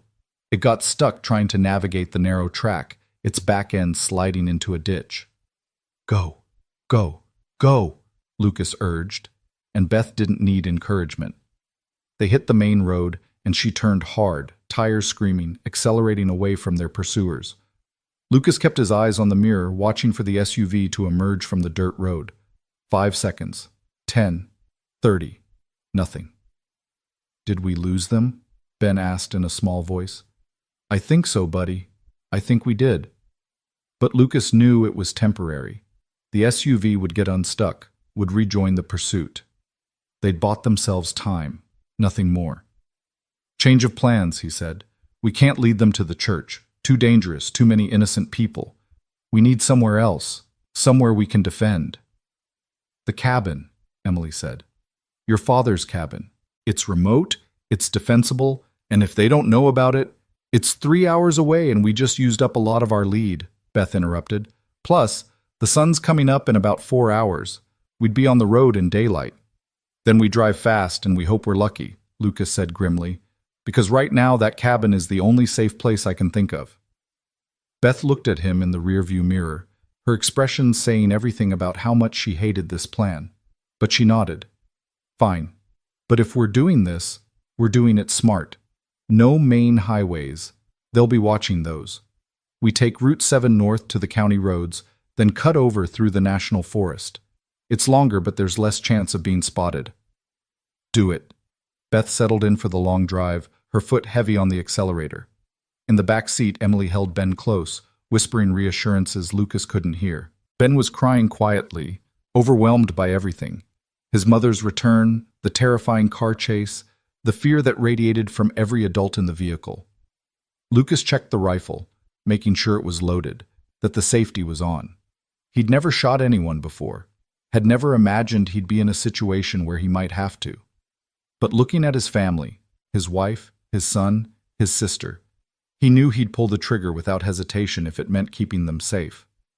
They drove through the darkness, eating up miles, every set of headlights they passed a potential threat. Lucas kept the radio off, listening instead to the hum of the tires on pavement, the sound of Ben's quiet crying, the rasp of his own breathing. Somewhere behind them, people were hunting them. Somewhere ahead, safety was waiting. And in between was nothing but night and fear and the desperate hope that they'd see the sunrise. The miles fell away behind them like breadcrumbs marking their escape, each one a small victory measured in distance from the black SUV and whoever had been driving it. Beth kept the Honda at a steady 75, fast enough to make good time, but not so fast they'd attract attention from any state troopers who might be patrolling. The last thing they needed was to be pulled over, to have to explain why they were fleeing through the night with a hunting rifle and a supposedly dead woman. Ben had finally stopped crying, though his small body still trembled against Emily's side. She stroked his hair with one hand, murmuring soft words that Lucas couldn't quite hear over the engine noise. Watching them in the dim glow of passing streetlights, Lucas felt something crack open in his chest. 3 years of grief and anger and loss, all trying to escape at once. This was what he'd dreamed about in the dark hours after Emily's funeral, when sleep wouldn't come and the silence of their bedroom felt like a living thing trying to suffocate him. His wife holding their son. His family together again. Except nothing was together. Everything was broken and dangerous and wrong. We need to talk about what happens when we get to the cabin, Beth said, her voice cutting through Lucas's thoughts. Assuming we make it there without being followed. We'll make it, Lucas said with more confidence than he felt. Fine, we make it. Then what? We can't hide there forever. Eventually they'll find us, or we'll run out of supplies, or winter will hit and we'll freeze to death because I'm pretty sure that cabin doesn't have working heat anymore. One problem at a time, Beth. No, Lucas, not one problem at a time. We need a plan. A real plan, not just run and hide and hope for the best. Beth's voice was tight with stress and exhaustion. Who are these people? What do they want? And more importantly, how do we make them stop wanting it? Lucas looked back at Emily. You want to take this one? Emily was quiet for a moment, her hand still moving through Ben's hair in soothing strokes. When she spoke, her voice was steady but colored with an exhaustion that went bone deep. They're called the Syndicate. At least that's what Marshall Garrett called them. They're not an organization in the traditional sense, no headquarters, no official structure. They're more like a network of criminals and corrupt officials who've been working together for decades. Like the mob? Beth asked. Worse than the mob in some ways. The mob has rules, territories, hierarchies. The syndicate is more fluid. They're lawyers and judges and businessmen who've figured out how to use legitimate systems to facilitate illegitimate activities. Money laundering, drug trafficking, human trafficking, arms dealing. If there's money in it and it's illegal, they've got their fingers in it. And you testified against them, Lucas said. Against some of them. The ones I could prove were guilty. 3 senior partners at my law firm, 2 state legislators, a federal judge, half a dozen other players. But those were just the middle management, Lucas. The real power, the people at the top, they stayed hidden. My testimony helped convict the people I knew about, but it also exposed the existence of the network, and that made me a liability. Because now you could potentially identify more of them, Beth said, understanding dawning. If you saw them, if you recognized them, you could blow their whole operation. Exactly. As long as I was in witness protection, as long as I stayed hidden and quiet, I was controllable. But the moment I tried to leave, the moment I decided I'd had enough. They tried to kill you, Lucas finished. They tried to kill me, Emily confirmed. And now that I've broken cover, now that people know I'm alive, Beth, you, anyone else who saw us tonight, we're all loose ends. They'll tie us up. The car fell silent except for the hum of the engine and the whisper of tires on pavement. Lucas processed this information, trying to fit it into some framework that made sense. His whole adult life had been built on simple, concrete things: fix broken vehicles, pay the bills, raise his son, show up when people needed help. This world Emily was describing felt like something from a movie, not real life. But the bullets had been real enough. The terror in Emily's eyes was real. The black SUV hunting them through the night was real. So how do we fight them? He asked finally. There has to be a way. People don't just get to operate above the law forever. They do when they are the law, Emily said bitterly. That's what makes them so dangerous, Lucas. Some of them wear badges. Some of them sit on benches and make rulings that affect people's lives. How do you fight that? By being smarter than them, Beth said suddenly. By documenting everything, gathering evidence, and finding someone, somewhere, who isn't corrupt. There have to be good people left in law enforcement, in the justice system, people who still care about doing the right thing. Marshall Garrett was one of those people, Emily said softly. He protected me for 3 years, kept me hidden, kept me safe. He believed in the system enough to think we could win by playing by the rules. Was? Lucas caught the past tense. What happened to him? I don't know. That's what scares me. He was supposed to check in with me every week, just a simple coded text message to let me know everything was okay. 3 weeks ago, the messages stopped. I waited, thinking maybe he was just busy. Maybe there was some operational reason for the silence. But then I started hearing things on the news. A federal marshal killed in what police called a home invasion. Nothing taken. No suspects. They didn't release his name, but the description matched Garrett. 53 years old, decorated veteran, lived alone outside Richmond. You think they killed him? I think someone leaked information about where I was being kept, and I think Garrett died trying to protect that information. Emily's voice cracked slightly. He was a good man. He had a daughter in college, a grandson he'd never met. He showed me pictures once, and now he's dead because he tried to help me. Lucas reached back between the seats and found Emily's hand. She gripped his fingers tightly, desperately, and he could feel her shaking. We're going to stop them, he said firmly. I don't know how yet, but we are. They don't get to win. They don't get to take any more from us. Dad? Ben's voice was small and uncertain. Are the bad people going to hurt us? No, buddy. I won't let them. Promise? Lucas hesitated. He'd learned the hard way that promises weren't guarantees, that sometimes terrible things happened despite everyone's best efforts. But looking at his son's frightened face in the rearview mirror, he couldn't bring himself to equivocate. I promise, he said. I will protect you with everything I have. And Mom, too? You'll protect Mom? Yes, your mom, too. Ben seemed satisfied with this, settling back against Emily. Within minutes, his breathing had evened out into sleep, the resilient, adaptable sleep of childhood that could claim you even in crisis. They drove on through the darkness, leaving the developed areas behind and entering the long stretches of forest and farmland that characterize this part of the state. The roads grew narrower, less maintained. Beth had to slow down to navigate potholes and frost heaves that would have torn up the Honda's suspension. "How much further?" Emily asked. "Maybe 90 minutes, Lucas estimated. The cabin's pretty remote. Dad chose the location specifically because he wanted to hunt without hearing traffic or seeing power lines. It's about 5 miles off the main road, down a Forest Service track that most people don't even know exists. No cell service, I'm guessing. None.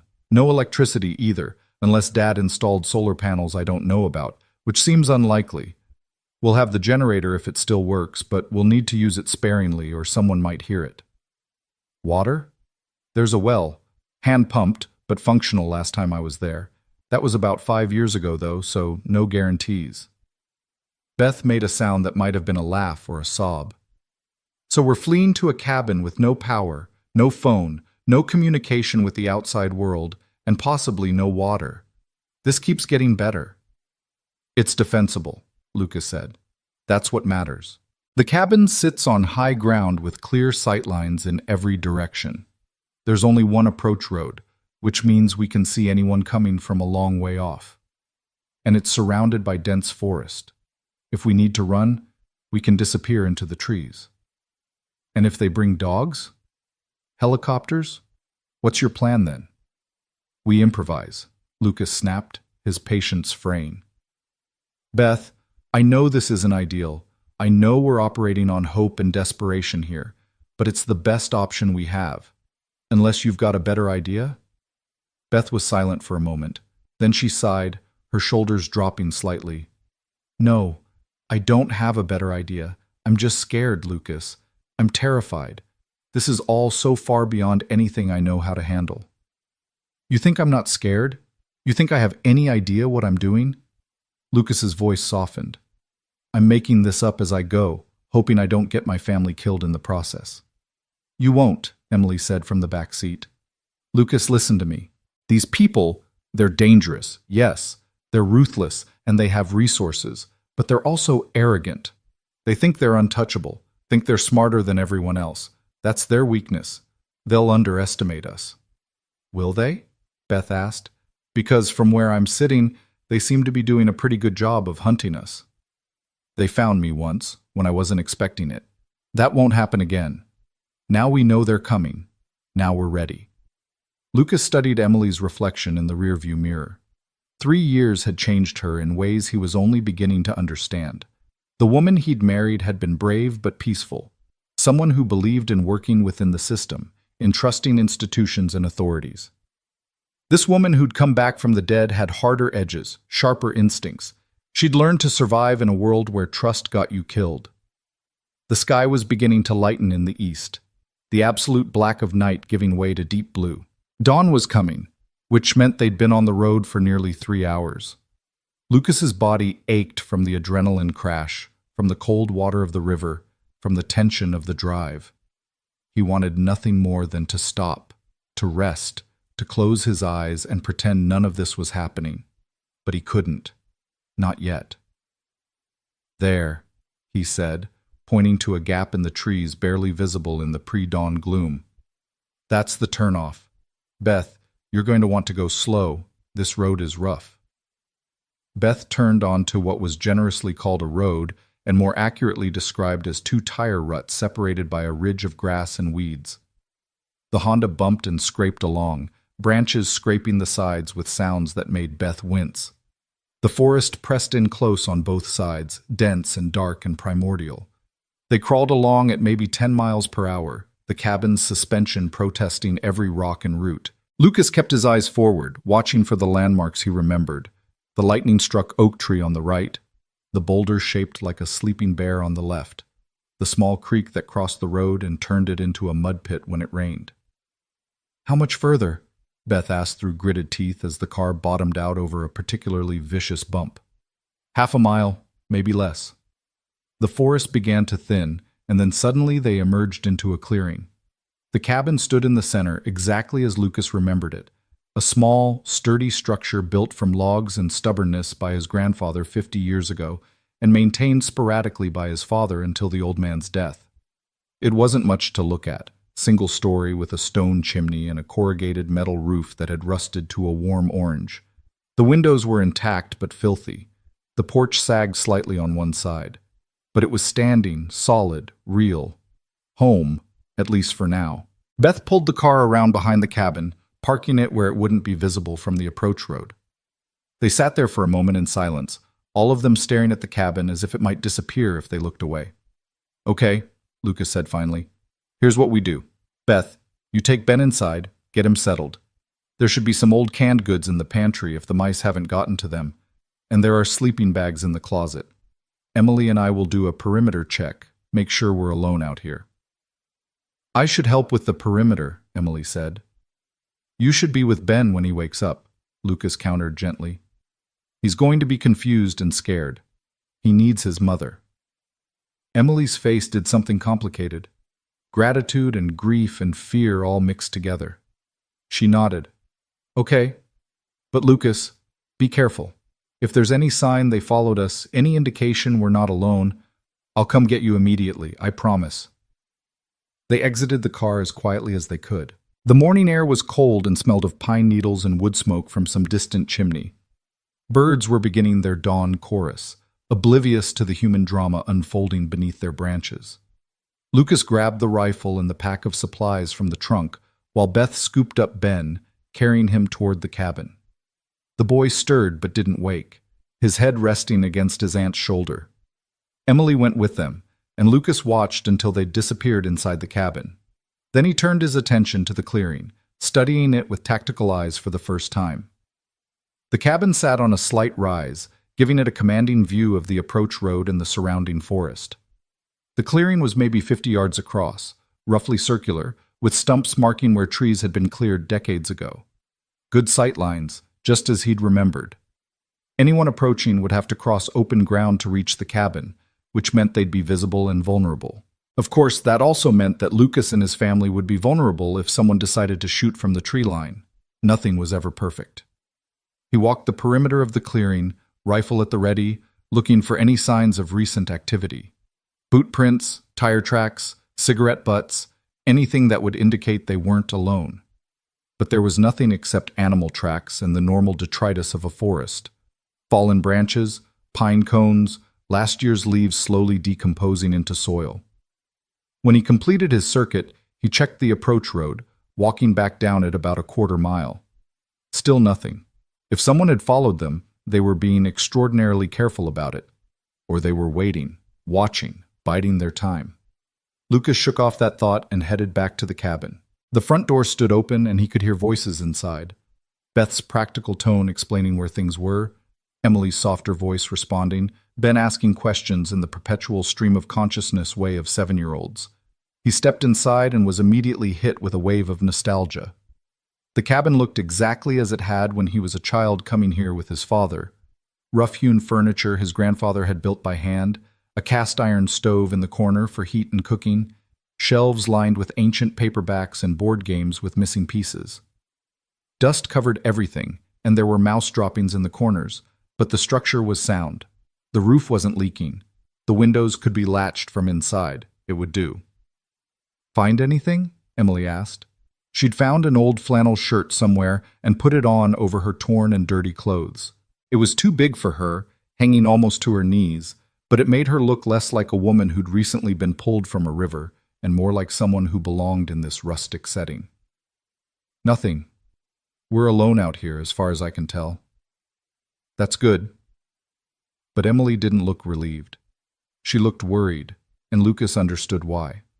Being alone was good in that it meant they weren't being actively hunted at this moment. But it also meant they were isolated, cut off, with no way to call for help if they needed it. Beth emerged from what passed for a bedroom, her arms full of sleeping bags. The good news is these are mostly intact. The bad news is they smell like wet dog and mothballs. Also, we have exactly 12 cans of food, mostly soup and beans, 3 bottles of water that are probably safe to drink, and no coffee. So this is basically hell. "The well?" Lucas asked. I checked. The pump works, water looks clear. We'll need to boil it to be safe, but we won't die of thirst. That's something. It's not much, but yes, it's something. Beth set down the sleeping bags and faced Lucas directly. Okay, we've made it here.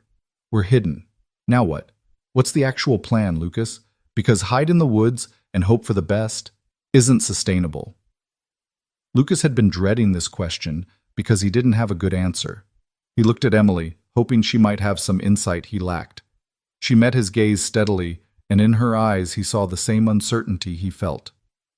We need evidence, Emily said finally. Solid, undeniable evidence of what the syndicate is doing and who's involved. The kind of evidence that can't be suppressed or explained away, and we need to get it to someone trustworthy. Someone who has the power to act on it and the integrity to actually do so. Your testimony wasn't enough? Beth asked. My testimony put away some of the smaller players, but the prosecution cut deals with some of them, and those deals are predicated on my continued existence as a potential witness. If I'm dead, the deals fall apart and the cases get reopened. That's why they want me gone. It's not just revenge, it's practical.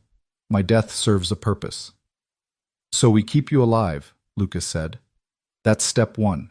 As long as you're alive, they have a problem. And step two is we expose enough of their operation that killing me becomes pointless. If the information is already out there, if enough people know the truth, then my death doesn't accomplish anything. How do we do that? Beth demanded. We're hiding in a cabin in the middle of nowhere, with no phone, no internet, no way to communicate with the outside world. We can't exactly call a press conference. Emily was quiet for a moment, thinking. Then her eyes lit up with something that looked like hope. Marshall Garrett had files. Physical files, not digital ones. He didn't trust electronic records, said they were too easy to hack, too easy to alter. He kept hard copies of everything related to my case locked in a safe in his office. His office in Richmond? Lucas asked. That's 8 hours from here, and we'd be walking into the heart of federal law enforcement. That seems like a terrible idea. Not his official office. His home office. The house where he was killed. Emily's expression was grim. The safe was hidden, built into the floor of his bedroom closet. Unless whoever killed him knew exactly what they were looking for, there's a good chance those files are still there. And what good does that do us? We can't just break into a crime scene and steal evidence. We wouldn't be stealing it. Those files document crimes, real crimes committed by real people. They're evidence of corruption and trafficking and murder. If we can get them to the right person. Who's the right person? Beth interrupted. Emily, you said yourself that the syndicate has people everywhere. How do we know who to trust? There's a reporter, Emily said slowly. Investigative journalist named Sarah Chen. She works for the Washington Post. Garrett mentioned her once, said she'd been asking questions about corruption in federal law enforcement, digging into things that made powerful people nervous. If we can get the files to her, if we can give her enough information to publish a story, they'll kill her too, Lucas said flatly. Just like they killed Garrett. Just like they're trying to kill you. Maybe. Or maybe once the story is public, once it's out there for everyone to see, it'll be too late. The syndicate operates in shadows, Lucas. They survive because people don't know they exist. But shine a bright enough light on them, and they'll scatter like roaches. It was a thin hope, fragile as spun glass, but it was the only hope they had. Okay, Lucas said. Say we do this. Say we go to Richmond, break into Garrett's house, steal his files, and somehow get them to this reporter without being caught or killed. That's assuming the files still exist, assuming we can find them, assuming Chen is actually trustworthy and not part of the network herself. That's a lot of assumptions. I know, Emily said.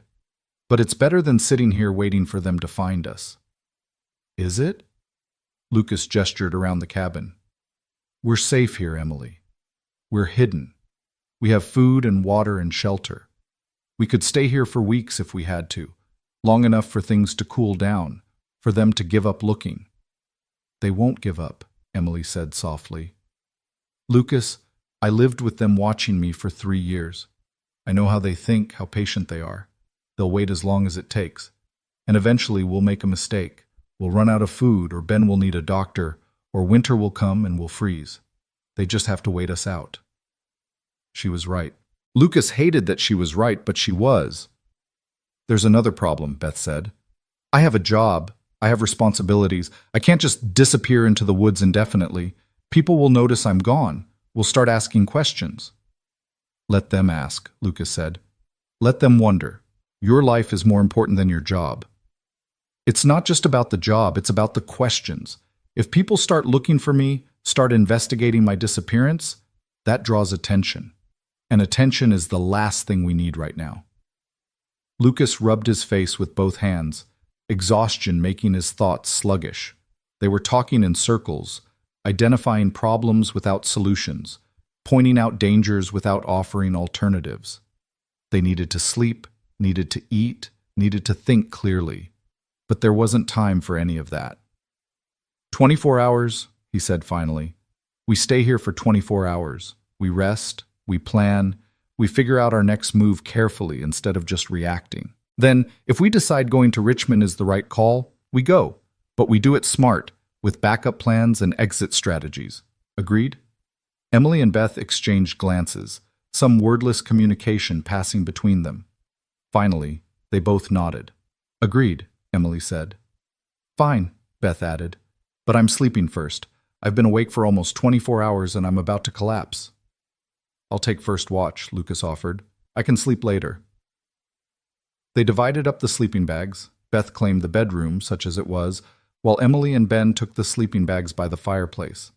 Lucas positioned himself by the window with the rifle across his lap, watching the tree line as the sun climbed higher in the sky.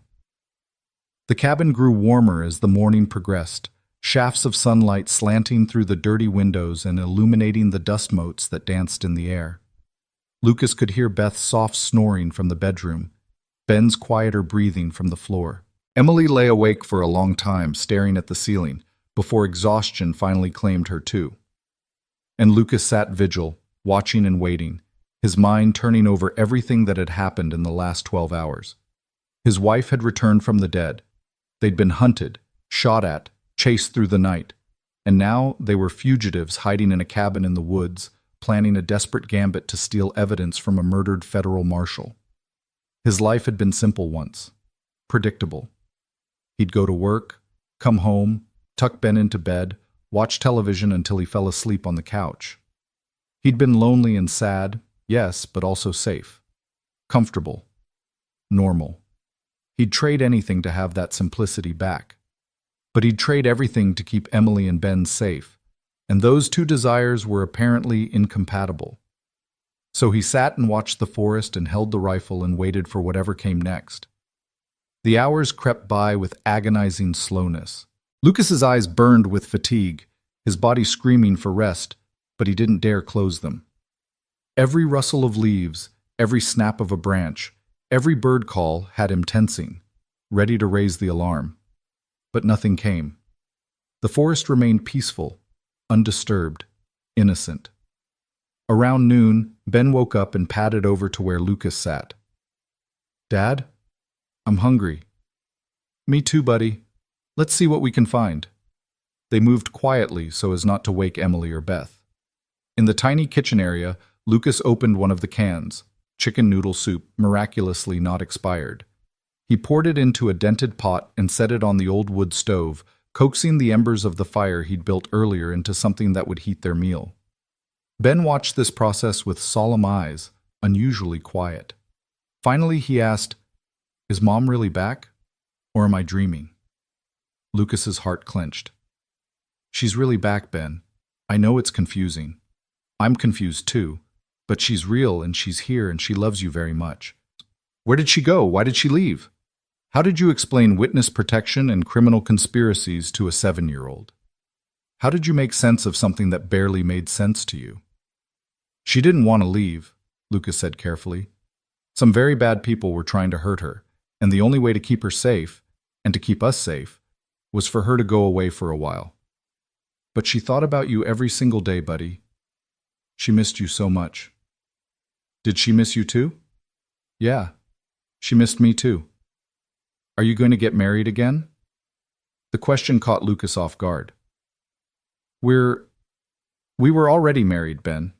We still are, technically. But you said she was dead. I thought she was. Everyone thought she was. But she wasn't, and now she's back. And we're going to figure out what that means, okay? Ben nodded slowly, processing this. Then, I like having a mom again. Yeah, Lucas said, his voice thick. Me too, buddy. Me too.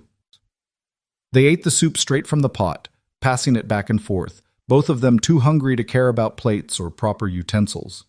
It was the best thing Lucas had ever tasted, hot and salty and real. Emily woke while they were eating and joined them, accepting the pot gratefully. Is there more? 10 more cans where that came from, Lucas said. We won't starve. We might get tired of soup and beans, but we won't starve. I've eaten worse. Emily finished the soup and set the pot aside. She looked at Ben, really looked at him, drinking in the sight of him in the daylight. You got so big, she said softly. You were so little when I left. Now you're practically a man. I'm 7, Ben said seriously. That's not a man yet. No, but you're getting there. Tell me about school. Tell me about your friends. Tell me everything. And Ben did. He talked about his teacher, Mrs. Henderson, and his best friend, Jake, and the science project about volcanoes they'd done together. He talked about learning to ride his bike without training wheels and the tooth he'd lost last month. He talked and talked and talked, 3 years of life spilling out in a rush, and Emily listened to every word as if it was the most important thing she'd ever heard. Lucas watched them, mother and son reconnecting, and felt something unknot in his chest. Whatever happened next, whatever dangers they still faced, at least they had this moment. At least Ben was getting his mother back. Beth emerged from the bedroom around 2 o'clock, looking marginally more human. Please tell me there's food. Soup, Lucas said. Always soup. I'll take it. She heated herself a can and ate standing up, studying the cabin's interior with a critical eye. We need to secure this place better. The door doesn't lock properly, the windows don't have any kind of reinforcement, and there's only one exit. If someone comes, we're sitting ducks. I can board up some of the windows, Lucas offered. There's lumber in the shed out back, should be nails and a hammer too. We can create firing positions with clear sightlines while still maintaining cover. Listen to you, all tactical, Beth said. When did you become an expert in defensive fortifications? I'm not. I'm making it up as I go. Lucas stood, stretching muscles that had gone stiff from hours of sitting. But I watched enough action movies with Dad to have some ideas. Emily, you feeling up to helping? Yeah.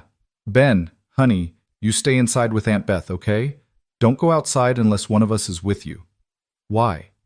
Because I said so, Emily replied, using the universal parental explanation that required no further justification. Lucas and Emily spent the next few hours reinforcing the cabin as best they could. They found wood in the shed as expected, along with tools that had seen better days but were still functional. They boarded up all but 2 of the windows, one facing the approach road, one facing the back of the property, creating narrow slits that would allow them to see out and potentially shoot if necessary while protecting them from incoming fire. Working together felt strange and familiar all at once. They'd renovated their first apartment together, had painted Ben's nursery together, had assembled countless pieces of furniture while arguing good-naturedly about whether the instructions made any sense.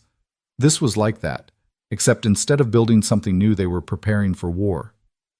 I keep thinking I'm going to wake up, Emily said as she hammered a nail into place, that this is all some elaborate dream or hallucination, that I'm still in my safe house in Montana or wherever they had me last, and none of this is real. Montana? Lucas asked. That's where I was living. Small town called Whitefish, up near Glacier National Park. I was working at a library, living in an apartment above a pizza place, going by the name Sarah Mills. It was quiet, safe, boring as hell. What made you decide to leave? Emily was silent for a long moment, her hands stilling on the hammer. I saw Ben's picture, she said finally. Garrett had been adamant that I couldn't have any contact with my old life, couldn't know anything about you or Ben. He said it was for my own good, that it would make the separation easier. But one day I was in a coffee shop and someone left their phone on the table. The screen was unlocked and I couldn't help myself. I looked you up on Facebook. Lucas remembered his Facebook profile. He rarely posted, but his sister tagged him in things sometimes, and he'd shared a few pictures of Ben over the years because Emily's parents, who lived in Florida now, liked to see their grandson. You were at his birthday party, Emily continued, the one for his 6th birthday. You'd taken him to that arcade place he loves, and Beth had posted this photo of him with his face covered in cake, grinning like a maniac. And you were standing behind him with your hand on his shoulder, and you were smiling too. But I could see it in your eyes, the sadness, the loss. You were doing your best, but you were broken, Lucas. And I did that to you. My choices, my investigation, my need to expose the truth, I broke our family. Emily? No, let me finish. I saw that picture and I realized I couldn't do it anymore. I couldn't keep living this half-life, this pretend existence where I was someone else. I wanted to come home. I wanted to see my son blow out his candles. I wanted to tell you I was sorry. Her voice broke. I just wanted my life back. Lucas set down his hammer and pulled her into his arms. She came willingly, burying her face against his chest, and he could feel her tears soaking through his shirt. You didn't break us, he said firmly. They broke us. The people who tried to kill you, the people who forced you into hiding, they broke us. Not you. Never you. I could have made different choices. I could have gone to the FBI sooner, been more careful, not pushed so hard. You did what you thought was right. You tried to expose criminals and make the world a better place. That's not something to apologize for. Even if it cost us 3 years? Even then. Lucas pulled back enough to look at her face. Emily, I won't lie to you. Those 3 years were hell.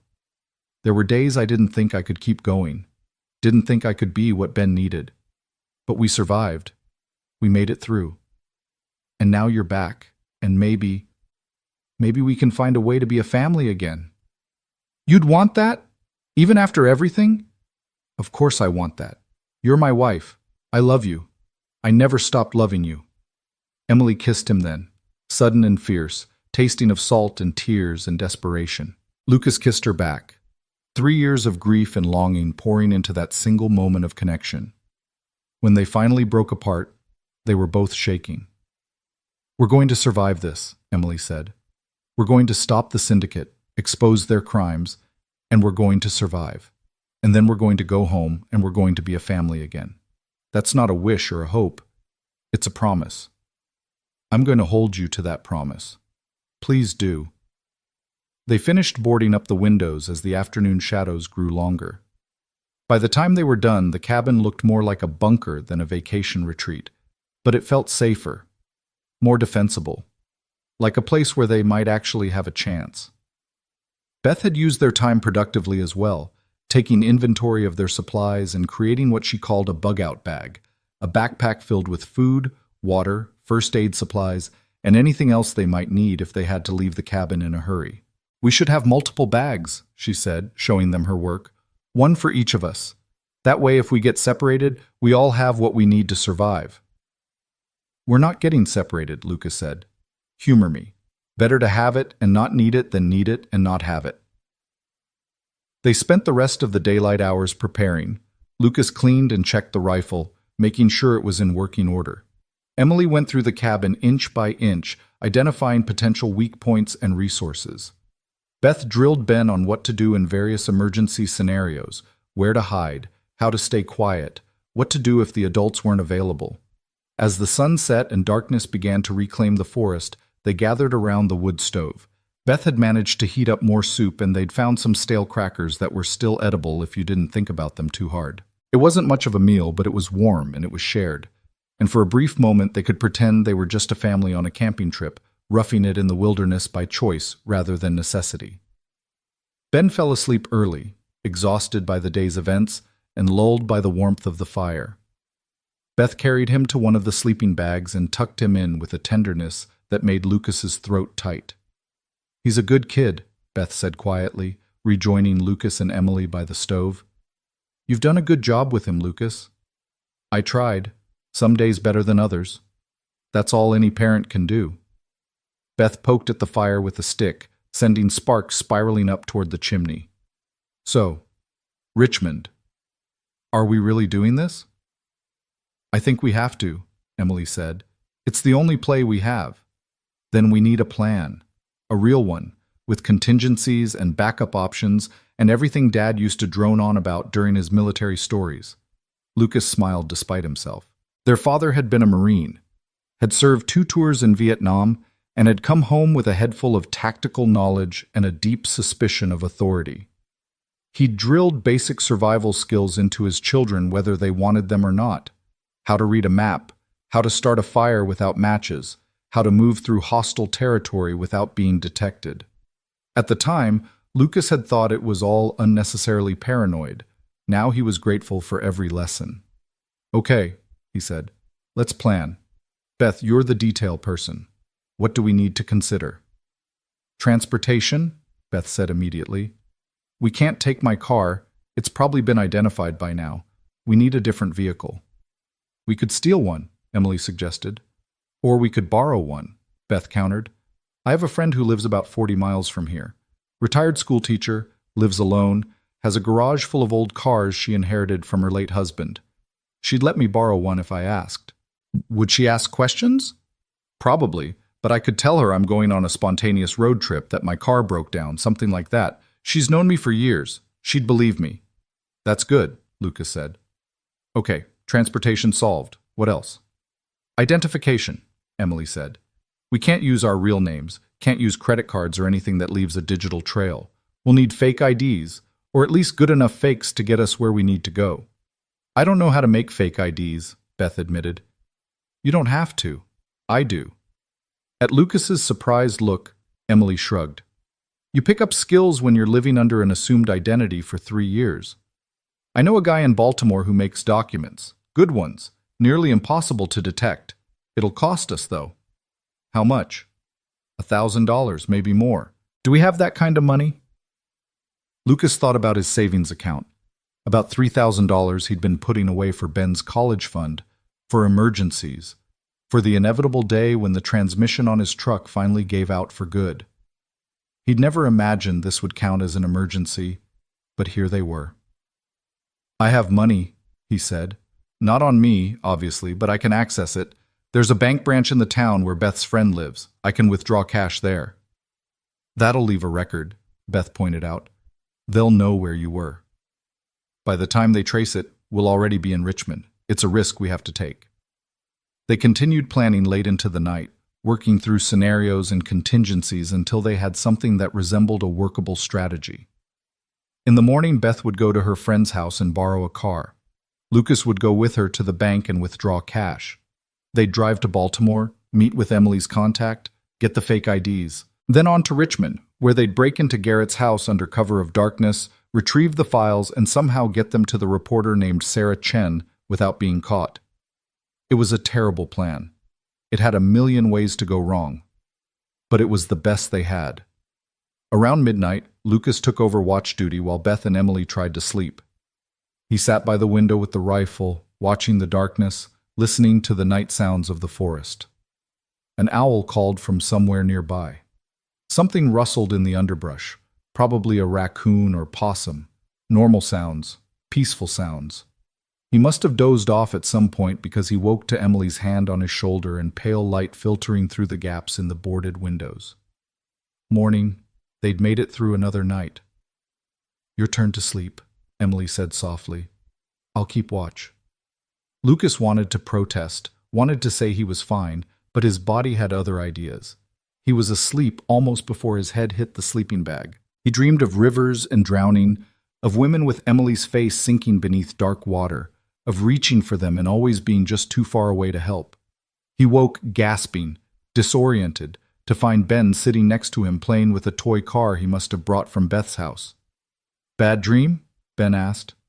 Yeah, bad dream. Me too sometimes. Mom says... Ben stopped, confused. My old mom said bad dreams can't hurt you. Is my new mom the same as my old mom? She's the same person, buddy. Same mom, just... She was away for a while and now she's back. Oh, okay. Ben seemed satisfied with this explanation and went back to his toy car, making quiet vroom vroom sounds as he drove it across the floor. Lucas sat up, rubbing his face. Through the window, he could see the sun was high, late morning, maybe almost noon. He'd slept for hours. Beth and Emily were deep in conversation by the stove, their voices too low for him to make out the words. When they noticed he was awake, they came over. "Change of plans," Beth said without preamble. "Emily thinks we should split up." "What?" "No, absolutely not." "Hear me out," Emily said. "Beth is right. Her car is probably compromised. But more than that, all of us traveling together is conspicuous. A man, 2 women, and a child. That's memorable. People will notice us. But if we split up—" "No," Lucas said again. "We stay together. That's non-negotiable." "Lucas, think about it strategically. Beth goes alone to borrow the car. That's normal, not suspicious. You and I take Ben and find our own way to Baltimore." "How? Walk? We're in the middle of nowhere." "There's a bus station in Cooper's Mill, about 15 miles from here. We could hike there, catch a bus to Baltimore, meet up with Beth later." 15 miles through the woods with a 7-year-old? "I can do it," Ben piped up. "I'm strong." "It's not about being strong, buddy. It's about being safe." Lucas looked at Emily and Beth. "I understand the logic, I do, but the answer is still no. We stay together or we don't go at all." Emily and Beth exchanged glances. Finally, Emily sighed. "Fine, we stay together, but we need to be smart about this, Lucas. We need to be careful." "I know, and we will be, but we will be careful together." They loaded up the car with their meager supplies, making sure the cabin looked relatively undisturbed in case anyone came looking. Lucas took one last look around, memorizing the place, wondering if they'd ever come back. Then they climbed into Beth's Honda and headed out, back down the rutted forest road, back toward civilization and danger and whatever fate had in store for them. The drive to Beth's friend's house took them through winding country roads that seemed designed to test the Honda's suspension and Beth's patience in equal measure. Lucas rode shotgun with the rifle concealed under a blanket at his feet, his eyes constantly scanning the roads ahead and behind for any sign they were being followed. Emily sat in back with Ben, playing quiet games to keep him occupied. I Spy, 20 questions, counting cows in the fields they passed. Normal things, safe things, as if they were just a family on a Sunday drive instead of fugitives running for their lives. The normalcy felt obscene somehow, wrong in a way Lucas couldn't articulate. But Ben needed it, needed to feel like the world wasn't ending around him, so they all played along with the pretense. Beth's friend lived in a farmhouse that had probably been beautiful once, but now leaned toward picturesque decay. Peeling paint, sagging gutters, a porch that looked like it was held together by habit and prayer. But the lawn was neatly mowed and flower boxes hung under the windows, still bright with late-season blooms. Someone cared about this place, even if they couldn't quite keep up with all the maintenance it needed. "Her name is Margaret Hayes," Beth said as she pulled into the long gravel driveway. "We taught together for 15 years before she retired. She's sharp as a tack but a little hard of hearing, so you'll need to speak up. And whatever you do, don't mention her late husband Carl unless you want to hear a 3-hour story about their cruise to Alaska." "Got it," Lucas said. "We're just here to borrow a car." "Exactly. Simple and straightforward. Let me do the talking." Beth got out and walked up to the front door, her posture deliberately casual, friendly, non-threatening. Lucas watched through the windshield as she knocked, waited, knocked again. After what felt like an eternity, the door opened to reveal a tiny woman with white hair and bright, intelligent eyes behind thick glasses. The conversation that followed was too quiet for Lucas to hear, but he could read the body language. Margaret's initial surprise giving way to concern, Beth's reassuring gestures, her warm smile. Margaret glancing past Beth to the car in the driveway, probably wondering about the passengers waiting inside. More conversation, then Margaret nodding and disappearing back into the house. "Think she bought it?" Emily asked from the back seat. "Beth's a good liar when she needs to be," Lucas said. "Comes from years of teaching teenagers. You learn to smell their bullshit from a mile away, which means you learn how to produce better bullshit yourself." That's a horrible lesson to teach children. That's survival. Welcome to the real world. Margaret reappeared with a set of keys in her hand and led Beth around the side of the house toward what Lucas assumed was the garage. They disappeared from view for a few minutes, and Lucas felt his anxiety ratchet up another notch. Every moment they stayed in one place was another moment for something to go wrong, for someone to spot them, for their luck to run out. "Dad?" Ben's voice was small and uncertain. "Are we in trouble?" Lucas turned in his seat to look at his son. Ben was pressed against Emily's side, his eyes wide and scared despite the games they'd been playing. He wasn't stupid. He knew something was wrong, even if he didn't fully understand what. "We're in a complicated situation," Lucas said carefully. "There are some people who want to hurt your mom, and we're trying to keep her safe. That means we have to be very careful for a while, but I promise you, buddy, I promise we're going to be okay." "Cross your heart?" Lucas made the gesture, drawing an X over his heart the way he used to when Ben was smaller. "Cross my heart." "And hope to die?" "Let's skip that part," Emily interjected quickly. "No hoping to die. How about cross my heart and hope to fly? That's much better." Ben considered this amendment and nodded. "Okay. Hope to fly." The garage door rolled up with a screech of protesting metal, and a moment later Beth emerged driving a vehicle that made Lucas's heart sink. It was a conversion van from the 1980s, painted a shade of brown that could charitably be called rust, and less charitably called mistake. It had bubble windows along the sides and a mural on the back depicting a wizard riding a dragon through outer space. It was the single most conspicuous vehicle Lucas had ever seen. Beth pulled up next to the Honda and rolled down the window. "Don't say a word," she warned. "This was the only vehicle that ran." "We can't drive that to Richmond," Lucas said. "We might as well paint fugitives on board on the side." "You have a better idea?" "Because I'm all ears." Lucas didn't have a better idea. He looked at Emily, hoping she might have some alternative suggestion, but she just shrugged helplessly. "The wizard van it is, then," she said. They transferred their supplies from the Honda to the van while Margaret watched from the porch, her expression a mixture of curiosity and concern. Beth went back to say a proper goodbye, and Lucas saw her hug the older woman, saw Margaret's hand come up to pat Beth's cheek in a grandmotherly gesture. When Beth returned to the van, her eyes were bright with unshed tears. "She knows something's wrong," Beth said quietly. "She didn't ask questions, but she knows. She told me to be safe and to call her when I could. God, I hope we don't get her in trouble." "She'll be fine," Emily said. "She's just a friend helping out another friend. There's nothing illegal about that." "Everything we're doing is illegal," Beth pointed out. "We're fleeing a crime scene, planning to break into a federal marshal's house, stealing evidence." "We're not stealing evidence. We're recovering it. There's a difference." "Tell that to the judge when we get arrested." Lucas climbed into the driver's seat of the van, and immediately his estimation of the situation worsened. The steering wheel was enormous, wrapped in cracked leather. The dashboard looked like something from a space shuttle, all analog gauges and mysterious buttons. The seats were upholstered in crushed velvet that had gone threadbare in places, and the whole interior smelled like mothballs and old cigarettes. But the engine started, and that was what mattered.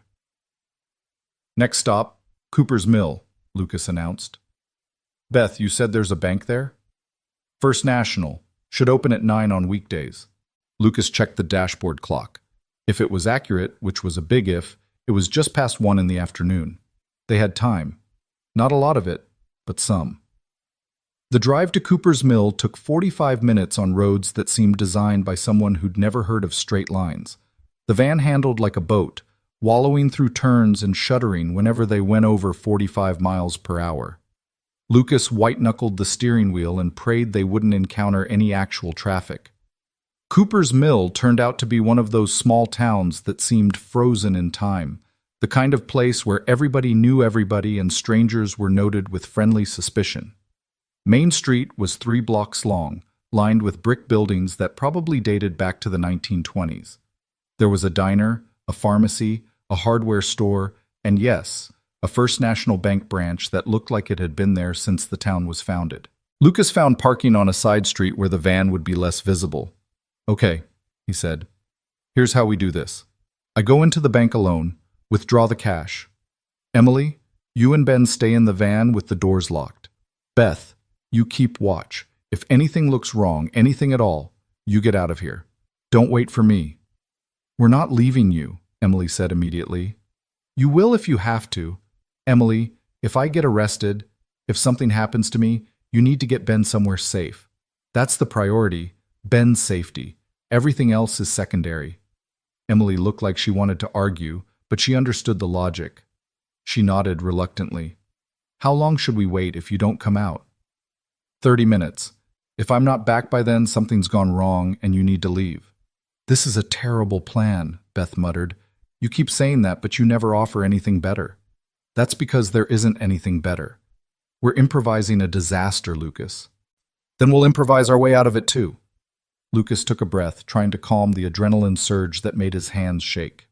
He'd withdrawn money from banks 1,000 times. This was no different. Except it was completely different, because there was a non-zero chance that his accounts had been flagged, that walking through those doors would trigger some kind of alert, that he'd never make it back out. But they needed the money. Without it, they couldn't get the fake IDs. Without the IDs, they couldn't get to Richmond safely. It was a risk they had to take. He climbed out of the van and walked the 2 blocks to the bank, trying to look like a normal person, running normal errands on a normal afternoon. The sun was warm on his shoulders. A few people passed him on the sidewalk, offering friendly nods that he returned. A dog barked from someone's yard, completely ordinary. The bank was small inside, just 3 teller windows and a couple of desks for the loan officers. An older woman stood at one of the teller windows, chatting with the clerk about her grandson's baseball game. A man in work coveralls was filling out a deposit slip at the counter. Normal. Safe. Lucas got in line behind the older woman, his heart hammering against his ribs so hard he was sure everyone could hear it. He forced himself to breathe normally, to not look around nervously, to project confidence he didn't feel. The woman finally finished her transaction and left with a cheerful goodbye.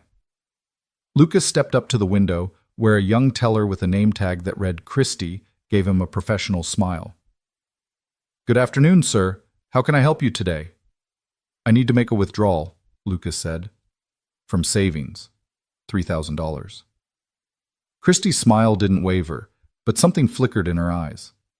$3,000 was a lot of cash for a small-town bank transaction. "Of course. I'll just need to see your ID and account information." Lucas handed over his driver's license and recited his account number from memory. Christie typed something into her computer, her manicured nails clicking against the keys. The seconds stretched into hours. Lucas became hyper-aware of everything: the hum of the fluorescent lights overhead, the whisper of the air conditioning, the other customer finishing his business and leaving. Christie frowned at her screen. "I'm sorry, Mr. Reed. The system is being a little slow today. It'll just be a moment." Lucas's stomach dropped. Was this it? Was this where it all went wrong? He resisted the urge to bolt, to run back to the van and tell them to drive, drive, drive. Instead, he forced a casual smile. "No problem. Take your time." More typing, more waiting. Then Christie looked up with an apologetic expression. "I'm going to need to get my manager to approve a withdrawal this large. It's just bank policy for amounts over $2,000. Would you mind waiting just a moment?" "Sure, no problem." No. Christie disappeared into a back office and Lucas was left standing at the window, completely exposed, his mind racing through worst-case scenarios. The manager would come out. The manager would make a phone call. The phone call would go to someone who'd been waiting for Lucas Reed to surface somewhere, anywhere. Police would arrive. He'd be arrested. Emily and Ben would be alone. But when Christie returned, she was accompanied by a middle-aged man in a suit who looked more bored than suspicious. He glanced at Lucas's ID, asked him to confirm the account number one more time, then nodded to Christie. "Go ahead and process the withdrawal." "Thank you, Mr. Patterson." Christie turned back to Lucas. "And how would you like the cash?" "Hundreds are fine." She counted out 30 $100 bills with the efficiency of someone who'd done this 1,000 times. Lucas signed the withdrawal slip, accepted the cash, and somehow managed to walk out of the bank instead of running. The sunlight hit him like a physical force, and he had to stop for a moment on the sidewalk, dizzy with relief. He'd done it. The money was in his pocket, crisp and real and sufficient for their needs. He made it back to the van without incident and climbed into the driver's seat, his hands still shaking slightly. "We're good. I got it." Emily sagged against the back of her seat. "Thank God. I was about 2 minutes away from coming in after you." "How long was I gone?" 12 minutes. It felt like 12 hours. Beth was staring at him with an odd expression. "You know what this means, right? You just left a digital trail pointing directly at Cooper's Mill. If anyone's looking for us, they'll know we were here, yeah. But by the time they trace it, we'll already be in Baltimore. We just have to stay ahead of them. And if we can't, then we improvise. Again. Now let's get out of here before our luck runs out." The drive to Baltimore took them most of the afternoon and into the early evening. They stuck to back roads when possible, avoiding highways and toll booths and anywhere with traffic cameras that might capture an image of the wizard van. It was slower, more tedious, but safer. Ben fell asleep in the back, his head on Emily's lap, and Beth dozed in the passenger seat. Only Lucas and Emily remained alert, their conversation a quiet murmur beneath the rumble of the van's engine. "Tell me about him," Emily said. "About Ben. Tell me everything I missed." So Lucas did. He told her about Ben's first day of kindergarten, how he'd cried for 5 minutes and then gotten distracted by the fish tank in the classroom. He told her about the time Ben had tried to make breakfast in bed for Lucas on Father's Day and had nearly burned down the kitchen. He told her about parent-teacher conferences and soccer practices and the elaborate Lego cities Ben built in the living room. 3 years of life, condensed into stories and memories. Emily listened to all of it, crying silently, her hand stroking Ben's hair.